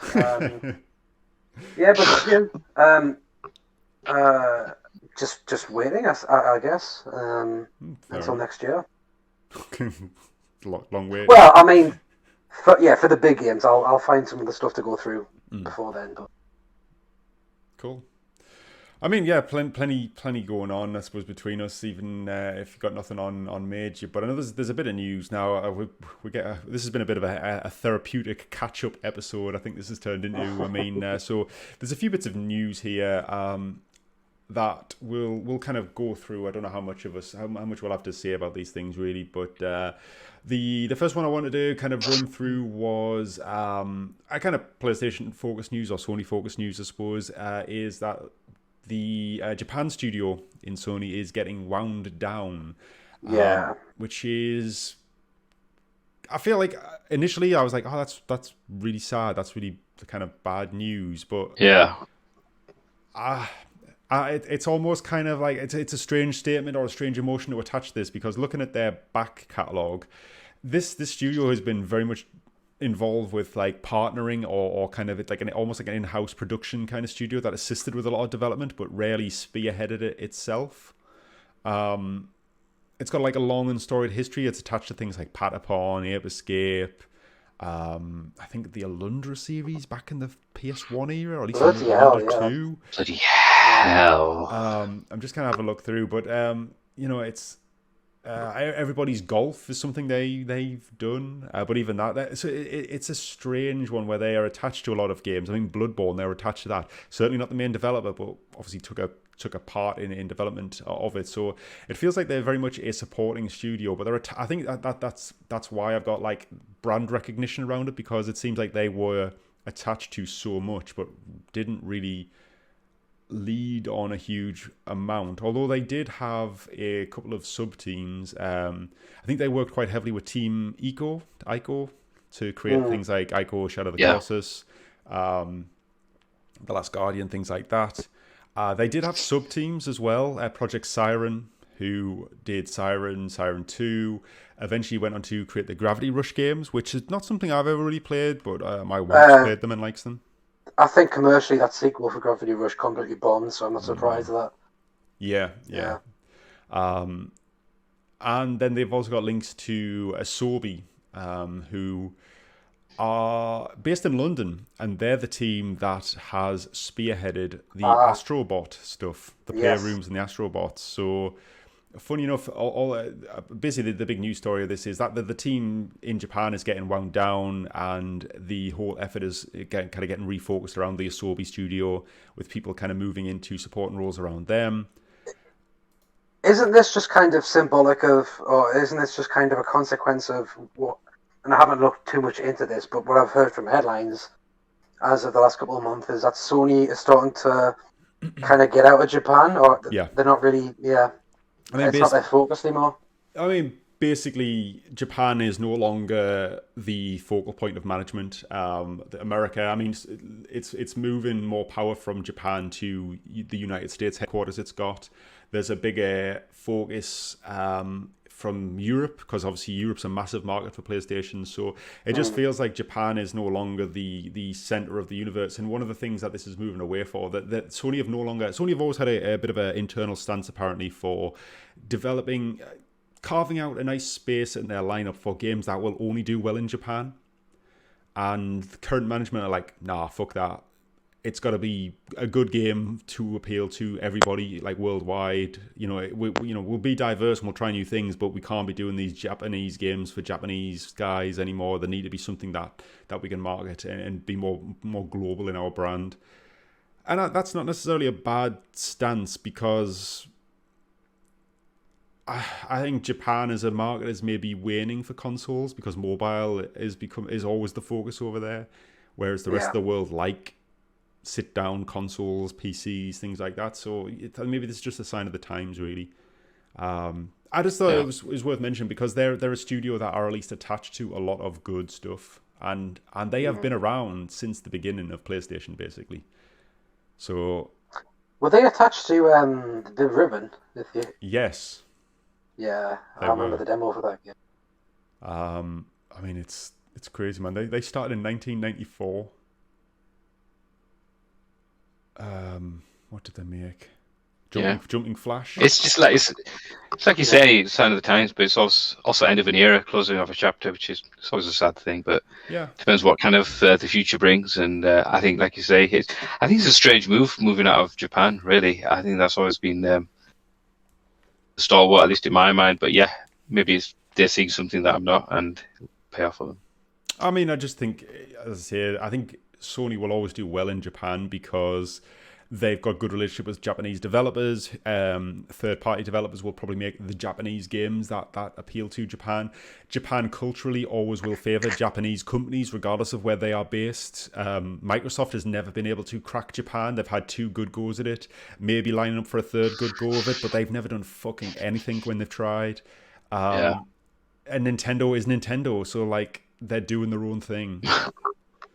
So yeah, like I say, just kind of sad, end of an era, but in practical sense, maybe doesn't really have that much impact. But it will be interesting to see. I think the kind of silver lining of all that is that the team behind Astrobot continues and becomes more of a focus, because if those guys can continue to make Astrobot games as good as the PS5 version, the Playroom, Astro's Playroom, and the VR Rescue Mission, Astrobot is fucking awesome. Astrobot should now be the official mascot for PlayStation. He's such a cool little charming character. Well, two really good games, Astrobot, and then on the VR and on the PS5 as well. Yeah. Oh, like the PS5 one is fucking amazing. VR is really, really good as well. Like it is probably the best VR game.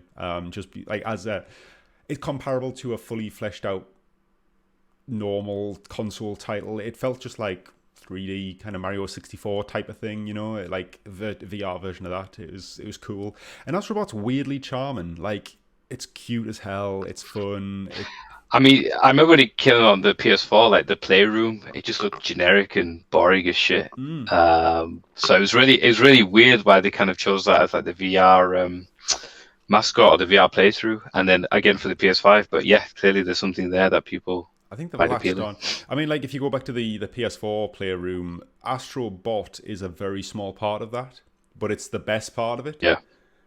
It's basically the platforming element as when you play as Captain Astro is like the best part of that Playroom, and they just made that a full game for the VR one, and then they've made it even bigger for the PS5 version, the Astro's Playroom. Yeah. But yeah, I just thought like Japan studio closing down and end of an era, kind of sad, but you know, sign of the times really. But talking about the PlayStation's future, they kind of very, very sharply announced that there would be a State of Play event happening on the 25th of February. So Tuesday gone, I think. Is it safe to say? Yeah. Thursday gone. Was it the 25th? It wasn't Tuesday. I was working, and it was Thursday? Wednesday, I It was a think. Thursday, I guess. The 25th. Was it? Thursday was the 25th. 25th, yeah. I'm going to say the 25th. And it was basically kind of like a forward look on the PlayStation. And they announced a few things or kind of locked down release dates for certain things. So the first thing that was on the slate was Crash Bandicoot 4, It's About Time, is coming to PS5. It's got 4K resolutions, targets 60 frames a second. It's got really fast load times because of the SSD. And I think it's got adaptive triggers on the DualSense as well. So it's your kind of standard PS5 uplift of a game. Crash Bandicoot, again, something my wife was playing. I got it for her on Christmas. That game is fucking hard. I know Crash Bandicoot is, but Jesus Christ, that game is hard. Like, it's brutal. But now if it's got a PS5 update, I might be tempted to give it a bit more of a whirl. I watched her play. I remember when the remake of Crash Bandicoot Insane Trilogy, and people were saying it was harder because of the polygons. They were historically square, now they're triangular. It's kind of having a very minimal impact on platforming, but you know, it's made it ever so hard. And I remember the games just being really hard when I played it on the PS1 anyway. Wasn't it something like, even kind of like more ludicrous and specific than that? Something like in Crash Bandicoot 1, Crash has a square hitbox, whereas in 2 and 3, yeah, he it was, had like it was a one of rounded those times. hitbox. So, but they ported the sequel hitbox into the original, so he slid off platforms a little bit more than he should have, and something like so fucking stupid and so specific. But yeah, I mean, 4 looks fantastic. It's got a real nice style to it, but my god, it looks hard, and there's a lot of characters. Yeah, and it's a sequel to essentially a PS1 game. Like, yeah. I mean, I know the joking is about time, but like, what happened to Crash Bandicoot that it's taken like 20 years to get a sequel? Like Activision. it kind of went the way of Sonic. I'd say. I mean, they did the racing, which was actually not bad, but then they couldn't really bring anything back with some of the other games that they had. They never really caught the charm of the original, and they just left it behind, which I think is probably the wise thing to do. They didn't kill it off, and then there was enough interest to bring it back for a remaster, and then here we go. I mean, is the brand new entry? Is the defining factor there that Naughty Dog moved on? Yeah, basically. I think it could be. Uncharted. Yeah, well, I mean, Jack and Daxter, onto Uncharted, onto The Last of Us. Yeah. Naughty Dog have gone in a very different direction than mascot platformers, I think it's fair to say. But yeah, so that's coming to PS5. Looks nice. I might give it a whirl on next-gen hardware just to see what it looks like. They showed off some more of Returnal, which is Housemarque's new roguelike shooter. I'm interested in this game. I think it looks cool as shit. It looks like a high-budget Risk of Rain. Mm-hmm. I think it looks awesome. The enemy design's very like Lovecraftian, kind of unknowable horror space, cosmic horror shit going on. Looks kind of Dead Spacey and that kind of bleak horror. I think as well this trailer they showed kind of more of the story aspect of it as well, because I think the one thing that puts me off Eternal is they're asking for full price for what looks again like a Risk of Rain game, which is a B tier price game. It's like a 20, 25 $20 game. They're asking £70 for this game, so Yeah, fucking hell, that's a lot of money for it. And no multiplayer. Yeah, it's pretty. Which is what makes Risk of Rain 2 so fucking fun. Yeah, I was interested to see how they were going to put like heavy story elements into a roguelike game.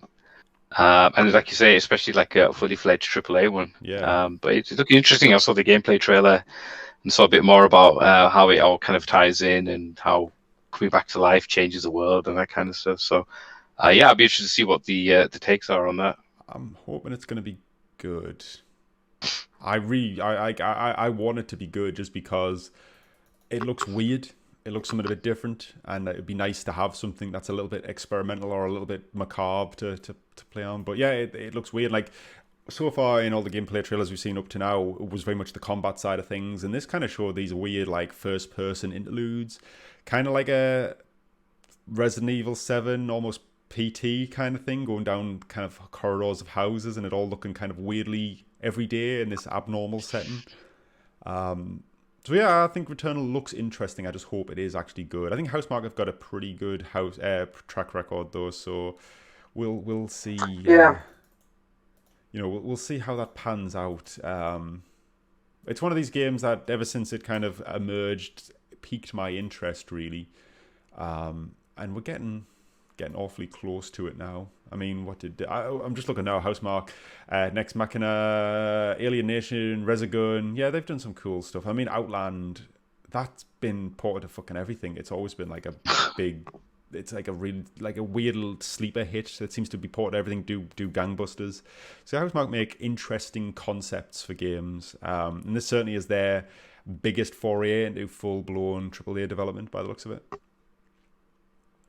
So I mean, just kind of maybe rattling through some of these. So we've got Knockout City, a dodgeball game, which looks like a fun little indie game. I think it's going to be free on PlayStation Plus, if I remember rightly. Or am I making that up? I can't remember now, but it looked like one that it looks like it should be. That's what he's saying. Maybe that's what I'm getting at. Yeah. There's a game called Sifu, which is from the developer Slowclap, who made Absolver, which is not something I played. I played a bit of Absolver. I really like that. I like kind of kung fu and beat 'em up games. So that looked really good to me. There's also a game coming on PC. I think it's called Fights in Tight Spaces. Where it's kind of like a little.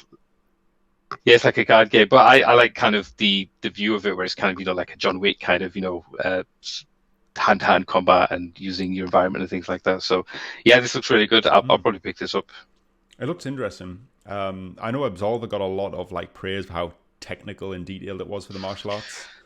Yeah, I think it got way too deep for me. It was just, there's so many different fighting styles, you could combine them as well. And I spent a fair few hours just enjoying it. I didn't do much of the PvP stuff, and I think it just got to kind of a natural end with it. So yeah, it was really good. Fair enough. The other side, so the next game was Solar Ash, which is from Heart Machine, the developers of Hyper Light Drifter.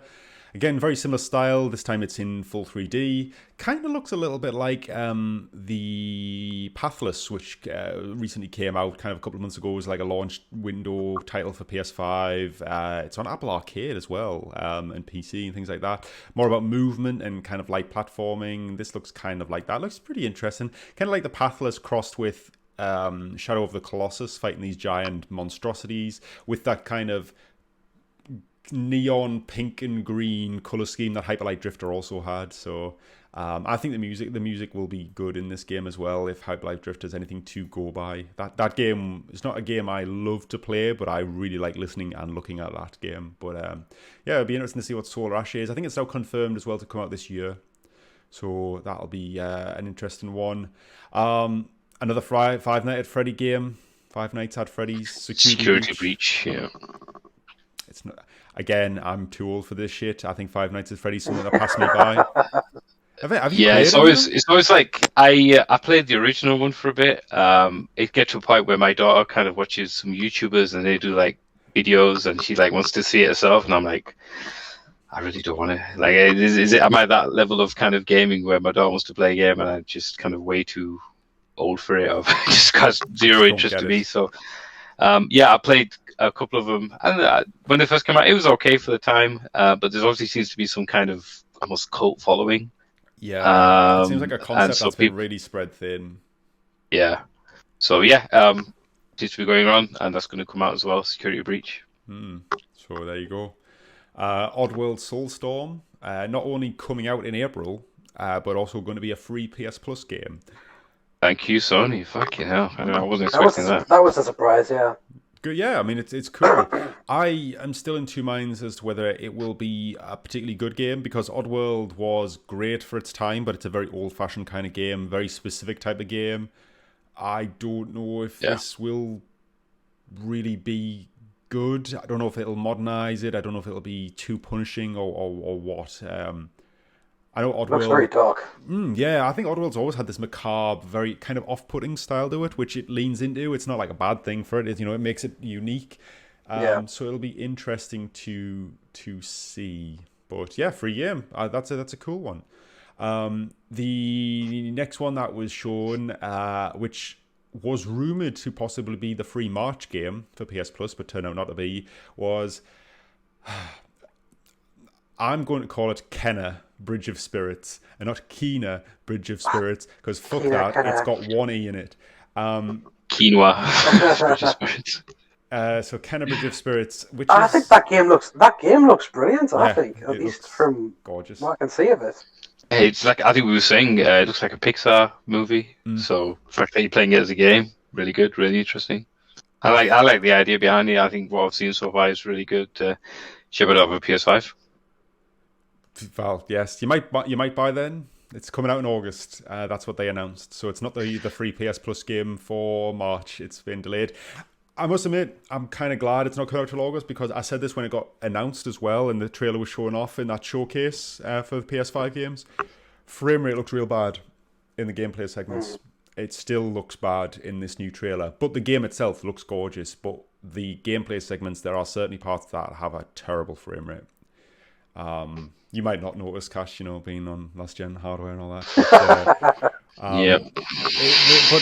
I'm looking forward to that. It looks like a nice kind of like fairy tale kind of adventure game. It looks cool. I'm really looking forward to that. So yeah, August 24th.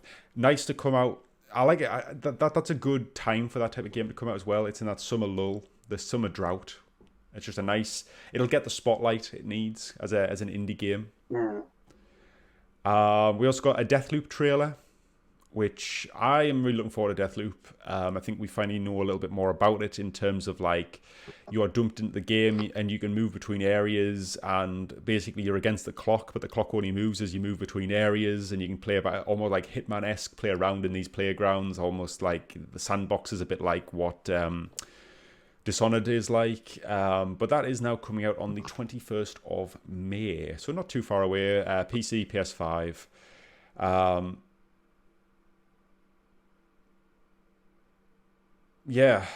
just having a quick read there. Apparently it's coming out on other platforms, but not till at least 2022, so it sounds like PlayStation 5 has got a console exclusivity on that for at least a year. Which is odd, seeing as it's a Bethesda game, and Microsoft now own it. But I suppose it's a casualty of business deals already signed and sealed before that purchase was made. Yeah, Microsoft said they were going to honor their contract. They weren't going to dig about with it.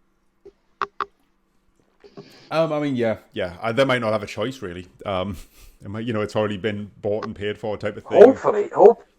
From someone who owns an Xbox point of view, hopefully in a year's time after release, it comes out on Game Pass. And it's like I've had to wait a year, but I haven't had to pay for it. So. I think it'll be good. I think it's one that I'm looking forward to. But their big heavy hitter coming out of the gate at the last minute, Final Fantasy VII Remake Intergrade.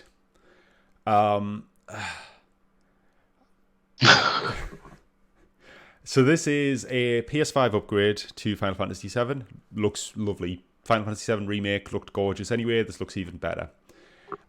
It's also an additional DLC episode where you play as Yuffie. Some people, I don't know how you pronounce it. I'm going to call her Yuffie.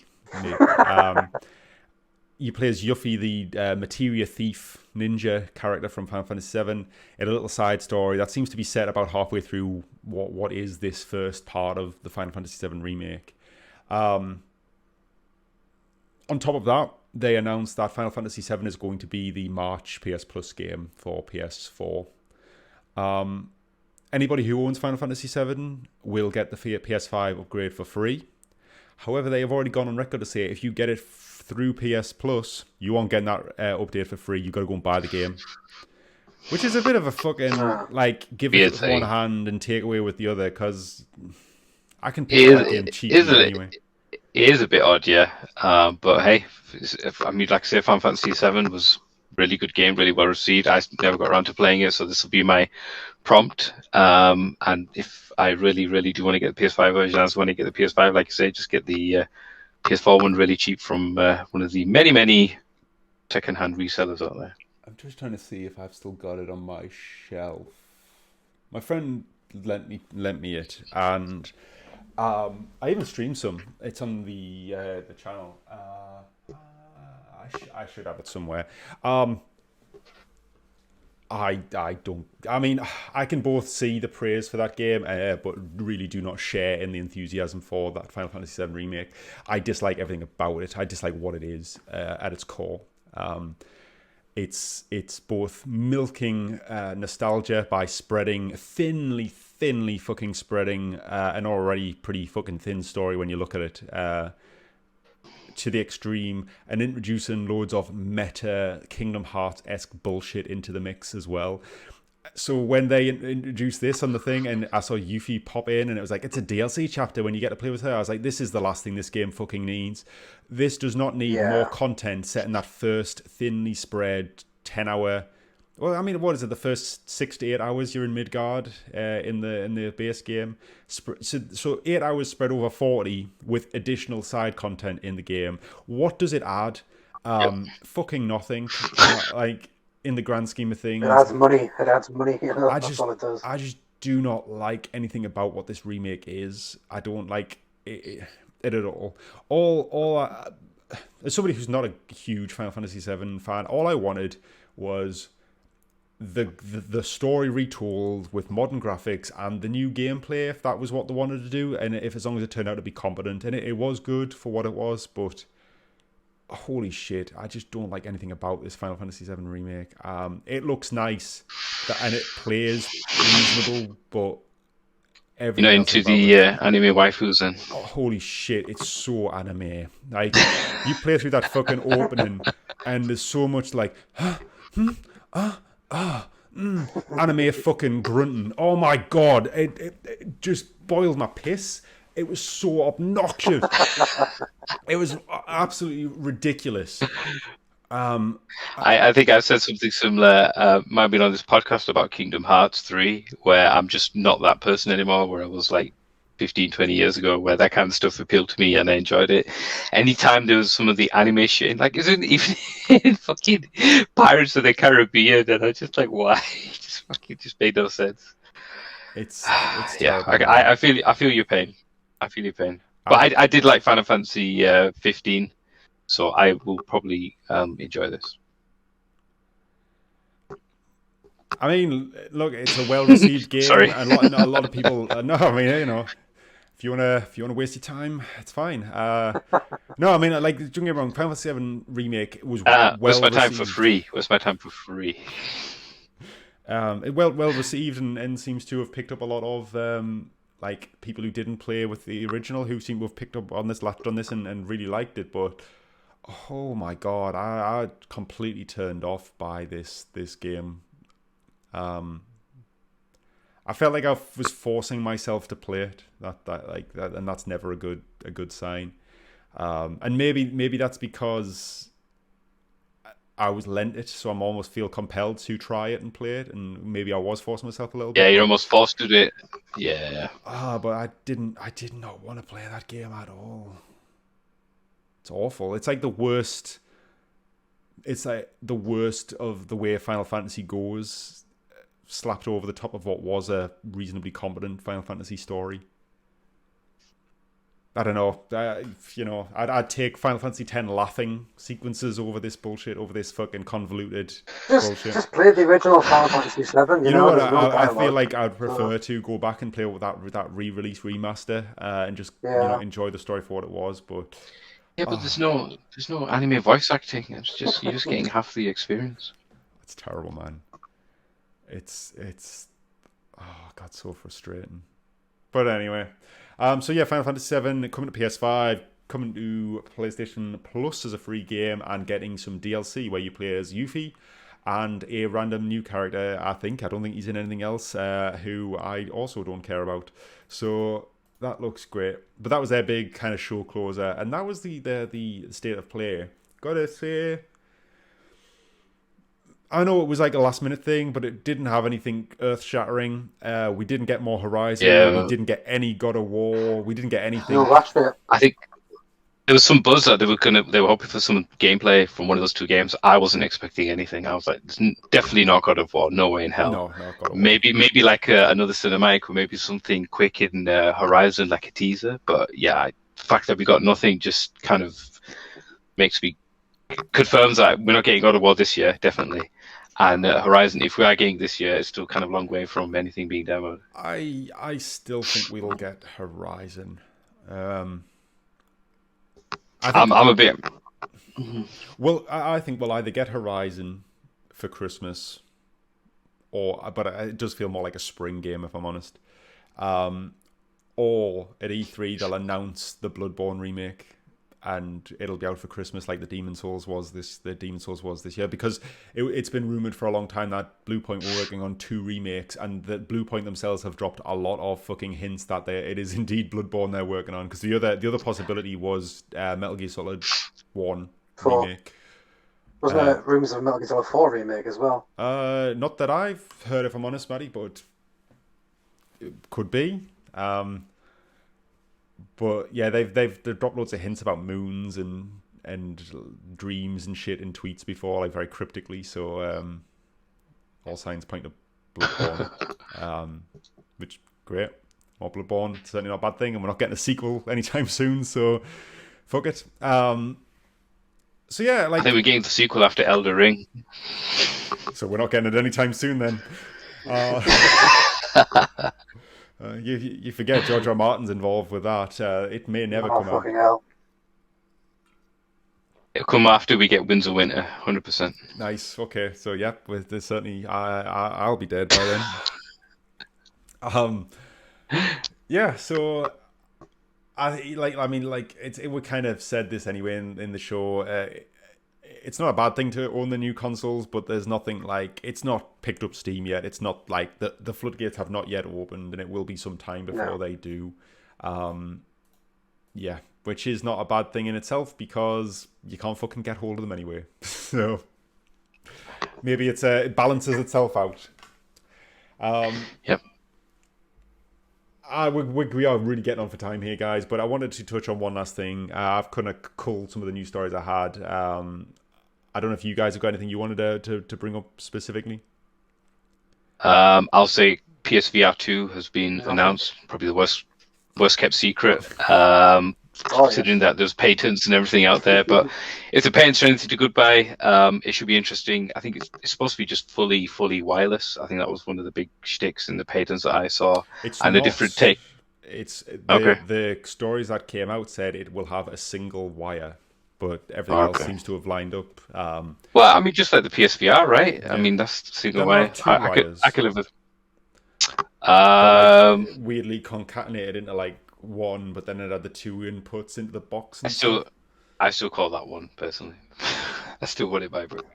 And also they've changed the Move controllers as well, so it looks more like I guess the Rift or the Oculus controller, the Index. Sorry, I think more like the Index controller. So yeah, it'd be interesting. So all they've said at the moment is just that we're working on it. We'll let you know as soon as there's more to show. So I think that version of that next version of generation of VR will be really interesting to play through. I agree. I mean, the details really came out with the interview with Jim Ryan recently at the Big Cheese at Sony.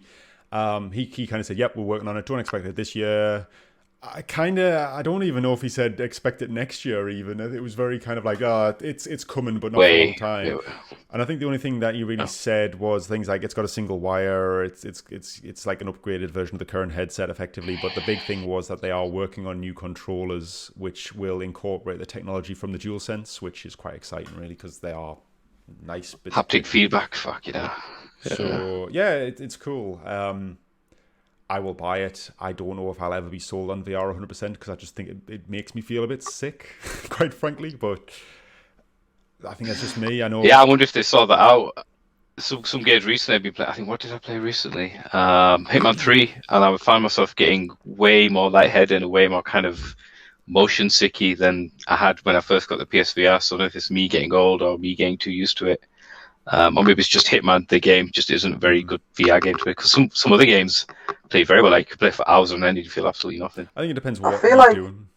Yeah. I feel like when VR was when first came around, there was this kind of feeling that it's inevitable that our future in gaming will be VR or whatever. Like the more this goes on, the more I'm starting to think that VR will always just be a side thing. It'll have a growing user base. But it will never be the primary way for people to experience games, just because people have varying levels of comfort and patience with it. I mean, until you can get over those hurdles with the tech, you're pretty much looking at the fucking hollow deck at that point, though, aren't you? Really, like can't distinguish it from real life type of situation. I mean, we're many years off that. I would expect, but no, you're probably right. I mean, there's sometimes I don't necessarily want to pace around swinging a sword or shooting people. I just sometimes want to lounge on my sofa and chill and do something a little bit more passive. And yeah, it might be a thing where that's because that's what I'm used to, but VR's tiring. Like it is. I mean, it's good when you watch something like Ready Player One where they jacked in and you think, oh god, let's get that kit up with the suits and kind of the standing on the treadmill and all that. Oh, it'd be cool. And you get to it, it's like, just want to sit down. Yeah. Just want to take it easy. Just want to use the Alexa approach. Just fucking yell at the screen and they do it for me.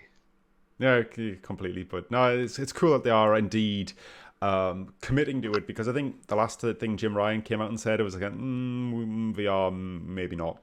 That was kind of the last steer he gave. So now that he's coming out swinging and go, yep, definitely PSVR 2 coming out in the next couple of years. Start saving. That's at least, it's interesting tech even as a sideline, and it's interesting that PlayStation of all people are the ones going in on it. But I think you need a big brand like that to go in on it, because if it's an endeavor that sits on the PC, it's always going to be a curiosity. It's never going to be mainstream. It needs something like a console to bring it into the living room. I know. Yeah, 100%. 5 people who had a PSVR, and none of them owned a PC or still own a PC. So it needs that accessibility to it. Yeah, I think that's the gap that consoles do fill. That it's very hard for PCs to do, because like PC Master Race, a lot of the time it's just you kind of in like your parents' basement or whatever, and you kind of in your own machine. Whereas the console tends to be in the living room with everybody, and we're getting drunk around Christmas time, and everybody has a go at VR. It's much easier to do, and it's got that aesthetic to it as well, because it's got a big sort of corporation Sony behind it, so it goes through all that testing, all that UI testing, all the ergonomics. I think I've read that the VR headset on the PSVR is probably the best designed ergonomically to sit on your head and to be more comfortable than and some of the other ones as well. So the PlayStation that's how it VR pays was off. always one of the weaker headsets, technology-wise, hardware-wise, but it also arguably had the best It's game library. very entry level, yeah.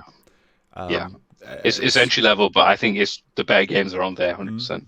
Maybe not, and a lot of the time compromised versions of those games, but still, when you've got the games, people will play on it. Nintendo has been demonstrating that for nearly 2 decades at this point, since the Wii came into the fore. You do not need the best platform from a technology standpoint to have the best platform. It's all about the games and the balance between technology and the library. And PSVR always seems to strike a nice little balance. But yeah. Matty, did you have any news that you wanted to bring to the fore? No, the only thing that was on my mind was the PlayStation State of Play. There was also the Nintendo Direct, wasn't there? But that was... I did have a couple of news stories, but to be honest, I was going to knock them on the head. But there wasn't anything major. It was... I can't remember what it was in it. A lot of anime games. Xenoblade two ladies from Xenoblade come into Smash Brothers. That was Pyra and Mithra. I have never played Xenoblade 2, by the way. I just remember the trailer. But that was quite nicely done, though, the whole trailer. It felt like a sequel or a spin-off was coming to Xenoblade, and then it was like, no, I'm going to Smash. And then everyone was like, oh, for fuck's sake, an anime lady with a sword, just what we needed in Smash. People don't seem thrilled about that announcement. wow. But I think the only DLC character for Smash I've got is Joker from Persona 5, and then I haven't bought any more. I must admit, Sephiroth is a good one, and that announcement trailer for him was really, really good. When he like had Mario skewered on his sword in the silhouette and stuff, I thought that was pretty cool. Not somebody I would have thought would have come to Smash Mind, because I know Cloud's in Smash, but there's a lot of weird restrictions on all the Final Fantasy stuff. Like, a lot of the music's missing. It's very, very pared down. So for them to bring Sephiroth, it's wild. A lot of anime games. Project Triangle Strategy announced the Final Fantasy Tactic-esque game from the Octopath studio. Octopath Traveler, pretty good. Mario Golf. Mario Golf was the big. What's it called? Mario Golf. Super Smash? Something. No, Super Smash Brothers. Happy Gilmore edition. This pretty much is, though, isn't it? The big announcement, I guess the main announcement of that was Skyward Sword HD, wasn't it? The bad Zelda. See, I actually played it back in the day now and actually enjoyed it. So I've never played it. My exposure to Skyward Sword is through Hyrule Warriors and is it Fee? The annoying side thing. Yeah, and just my experience of her in Hyrule Warriors makes me never want to play that game. It was actually the one time it was the only game apart from Wii Sports that I thought actually did well with the old Wiimote Plus, Wii Motion Plus, what it's called. I must admit, when you said the Nintendo Direct, I didn't actually have news story, and I mentioned there was news stories. I was actually thinking about the Pokemon Presents thing that happened this week, where they had a new trailer for Pokemon Snap, which is out the end of April, which looks like Pokemon Snap, looks fine. And they announced the Diamond and Pearl remakes, which are being outsourced. Game Freak aren't doing them, and they seem to be taking the same tact as they did with Link's Awakening, making them kind of one-to-one chibi style remakes, for better or worse. Although I must admit they look like a poor imitation of that Link's Awakening remake. They look very flat and dated, which is to be expected from Pokemon. I think the big news out of that one, though, was Pokemon Legends, which was this weird, like, Breath of the Wild-esque Pokemon game set in ancient times. Like, it's set in, like, fucking feudal Japan era Pokemon. And you're running around in an open world, like, doing fucking dive rolls through the grass and capturing Pokemon out in the wild, like, freeform. And when you're battling, the Pokemon actually move around in, like, more animated fashion, attacking each other. It looks like the Pokemon game people have been asking for ages, but, you know, it's a very early trailer, so it'll be interesting to see what that actually is. But that's what came out of that, and that's not due out this year. I think the Diamond and Pearl are out at the back end of this year, for the annual Pokemon game. But they really need to start fucking getting that franchise off its arse, because Shield and Sword were not good. And you're getting things like Temtem on the scene, which are far better Pokemon games than Pokemon is putting out at the moment. So I think people are getting wise to their bullshit and seeing that there's a gap in the market. I think the only other thing I wanted to talk about, and I think this is a favourite pastime of ours, is probably shitting on Stadia a little bit. Why not? Yeah, it's funny. So Stadia's had a pretty disastrous 2021 so far, or, well, self-sabotaging 2021. So a few weeks ago, it announced that their internal development studio was ceasing all development and effectively closing down and dissolving. Phil Harrison, who's their general manager of the Google Stadia brand. Phil... It's not a name I can remember, but it seems like he is a man who is generally involved with brands in the video game industry when they're at their lowest point. PlayStation 3, I remember he was there at the launch. Yeah. He was involved with the PlayStation 3 launch. He was involved with the Xbox One launch. And then Google thought, this is the man to launch our new radical technology for video games. And so, yeah, he was effectively he was kind of talking to staff at the internal development studio a week before it was ultimately closed and all those people lost their jobs. And he was praising them to say they're doing a really good job, things are on track, everything's looking rosy for the future. And then literally 7 days later, it's like, oh yeah, by the way, fuck you guys, you're fired, and close the studio down. So that guy, either this came left field even to him, which seems unlikely, or he's just a bullshit artist of the highest magnitude. And given his track record, I'm betting on the second one, not the latter, not the former, quite frankly. But yeah, so sounds like it. It basically seems like they folded all sorts of fucking development internally, which, let's face it, is what Stadia needs, because their big ace in the hole was take advantage of this fantastic platform and do things you can't do on a home console. Excuse me. Which never materialized. They've never had any exclusives that were worth a damn on the platform, even at launch. Stadia soft launch in 2019, and it's still not available on everything. You still can't play it on every Chromecast. You still need to buy a Stadia Chromecast. You still need to pay the £120 entry fee to get on a Chromecast TV-enabled Stadia product. Wouldn't you have thought, though, because 2019 you say it launched, right? You would have thought that coming into 2020 with this out-of-nowhere global pandemic, once-in-a-century thing that forced everyone to stay at home, everyone to look for things to occupy their time. Stadia should have been absolutely just lifting off from that. Yeah. And it's just been nothing. It hasn't even it hasn't been there. I mean, we said this back in the old days. Google have got a bad track record of abandoning things that aren't overnight successes. If you're not making money or lots of data, then fuck you, you're out. And Stadia has not done that on any stretch. It's limped along bit by bit. It just feels like a bad deal. Even now, it's a bad deal, but they've closed internal development the other week, so Stadia is now in the game of publishing other people's games on this fucking weird Linux-based platform in the cloud. Great. Good luck with them. But what else came out was that not only are they not developing things, they're turning their attention to publishing. So fine, not necessarily the worst business decision, but I think it's more that they are gradually scaling this back till they eventually close it.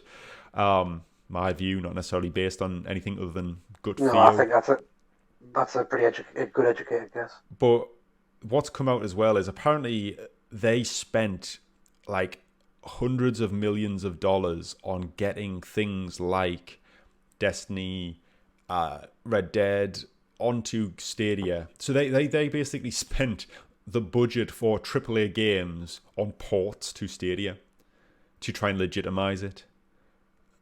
It's crazy. And then to shut down their internal development, and I just don't know what they are doing here. It's just yet another fucking like notch on the bedpost for what the Stadia fuck up. It's crazy. I mean, I kind of think maybe they're damned if they do, damned if they don't. If they've spent all that money on making their own AAA games on one single platform on Stadia, it's very niche, and there's no telling if those games will be a success. So it makes sense to maybe port something over, but then it's like you say, it's very expensive, especially with Red Dead Redemption, very expensive game, and Destiny, which is kind of very big, and you got the cross-platform play potentially into it as well. I mean, I still think streaming is probably the way forward with gaming in many aspects. I mean, Sony believes that as well with last generation, with PlayStation Now. And I think Xbox are doing their own version of things as well. xCloud, and you've got Luna, Amazon Luna.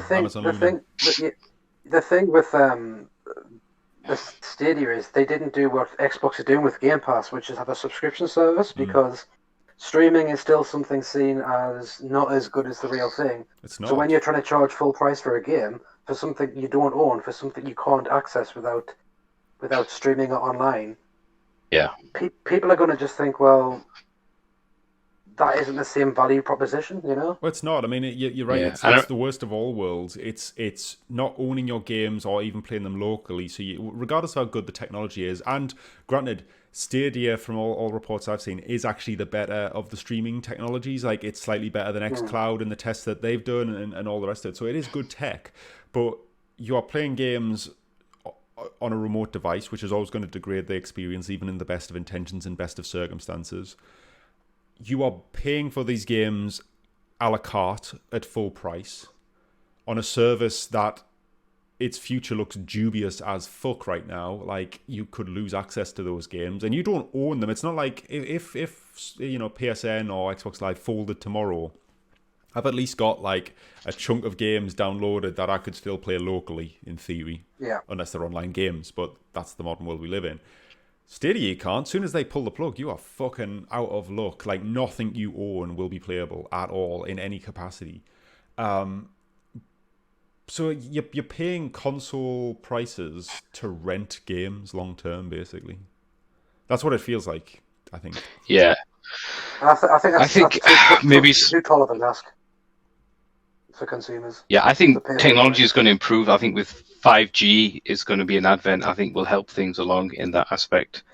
And I remember On Live was maybe 10, 15 years ago maybe a decade ago when we were working together, Ben, around that time. And I think that was kind of a good punt. Yeah, that was probably a good punt at the beginning, how it started. But I think it's still way to go, yeah. And I think it's fine if someone like Google wants to maybe, with all their money and all their power, take the reins and show people how not to do it, and it just kind of helps everyone else get to the answer much quicker, even if it's a catalyst for doing so. Yeah. I think you're right. I think the subtle difference is between if Google want to take the reins and run with this, or somebody with Google, a company like Google with their resource and technical know-how want to take the rein, because I just don't think Alphabet are the company to do this. Their culture doesn't align to what you need to make video games with. Amazon have started trying to make video games, and they are struggling because it's a culture shift, but they're trying to pull back a little bit and maybe refocus and do things a little bit more steady. I don't think Google have that kind of mantra in their cultural DNA, their corporate DNA. No, and the problem they have as well is that at the minute, all three of them, Nintendo, Microsoft, and Sony, or PlayStation, Nintendo, and Xbox, all three to varying degrees are actually very successful at the moment. Yeah. There's none of them are struggling and saying, we're getting out. All of them are doing well. Xbox are throwing money left, right, and center, so they're showing ambition. There's no space for anyone else at the moment. I mean, I think there's always room to cut a niche if you've got one there. But who is? I mean, we said we haven't done a show together since November 2019, and we were still saying the same thing. Who is Stadia for? Not for me. I've got a PS5 sitting there. I've got a PC sitting over there. I've got a Switch over there. I've got consoles that I can play locally.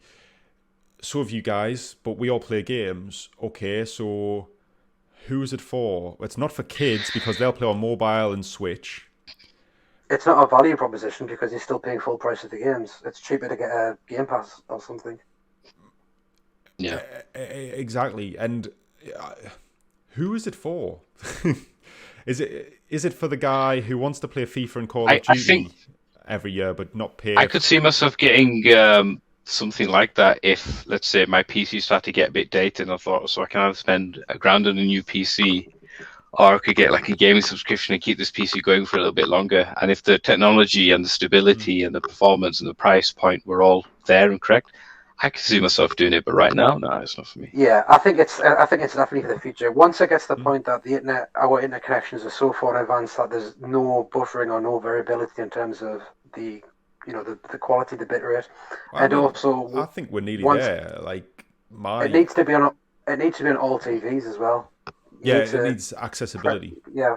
And Stadia's always been gimped in a way. No, I do think there's a way forward, but it feels like it's going to have to be supplementary to what we're used to, and then maybe eventually become the norm. I don't think it can be big bang. This is what we're doing. I think that's maybe what Xbox have got in their favor, is that they're kind of integrating it alongside the Game Pass. Yeah. So you've still got your games to access on your local hardware. I think the big question remains around that is, do Microsoft make enough money to invest back into games? Because if you sell, millions of copies at $60 a pop, you're going to get a lot of money back. Whereas if you are getting X amount of subscribers at $15 a month, but spread across 30, 40 different games that you're trying to fund all from. I'm sure that somebody who's far more than far cleverer than me is run the numbers, but I struggle to reconcile the budgets. There's going to come a point where Microsoft can't throw good money after bad and have to start making a profit, and I just wonder what that cycle looks like. I think they've probably got a road plan. Of course they do, you know. I just hope to see it out because, again, I don't think Microsoft have got a lot of follow through. I think we might have lost Matty. But anyway, I mean, to be honest, on that bombshell, yeah. That's that. He's just had enough. Things I've tripped out. Godspeed. I think he's back in. But yeah, I mean, to be honest, there he is. I think, to be honest, the meat of this, a lot of stuff we're talking about is old news at this stage. So I think what I wanted to say is, on top of all the bullshit internally for Stadia and its general position in the market, there is a class action lawsuit being filed against Google, id Software, and Bungie because apparently they have purposefully misled customers on Stadia's ability to play Doom and Destiny at native 4K 60 frames on Stadia. Apparently, all the official marketing and everything was like, play on Stadia, 4K native, 60 frames. And it turns out these games actually run upscaled resolution to 4K, not native 4K. And, I mean, basically, it's just not living up to the promise. So there's a class action lawsuit laid on top of all this stuff. I love that. Yeah, and I mean, that's what people say. Pretty fucking mental. I know when Destiny came out, people were like, yes, it looks nice, but it's like a halfway house between, last-gen consoles and PC. PC still looks better. Last-gen consoles look worse, but they are 7-year-old machines. What do you expect? They are weak 7-year-old machines at that. So, yeah, there's a class. So it just feels like Stadia is just this fucking mess. And maybe somebody higher up in the chain in Google from more like a central corporate view just wants it to go away and is trying to kill it off, trying to strip down the layers and kill it off as quickly as possible. But yeah, I mean, another kind of sub story as well is Andrew Spinks, who is the lead of the studio who makes Terraria.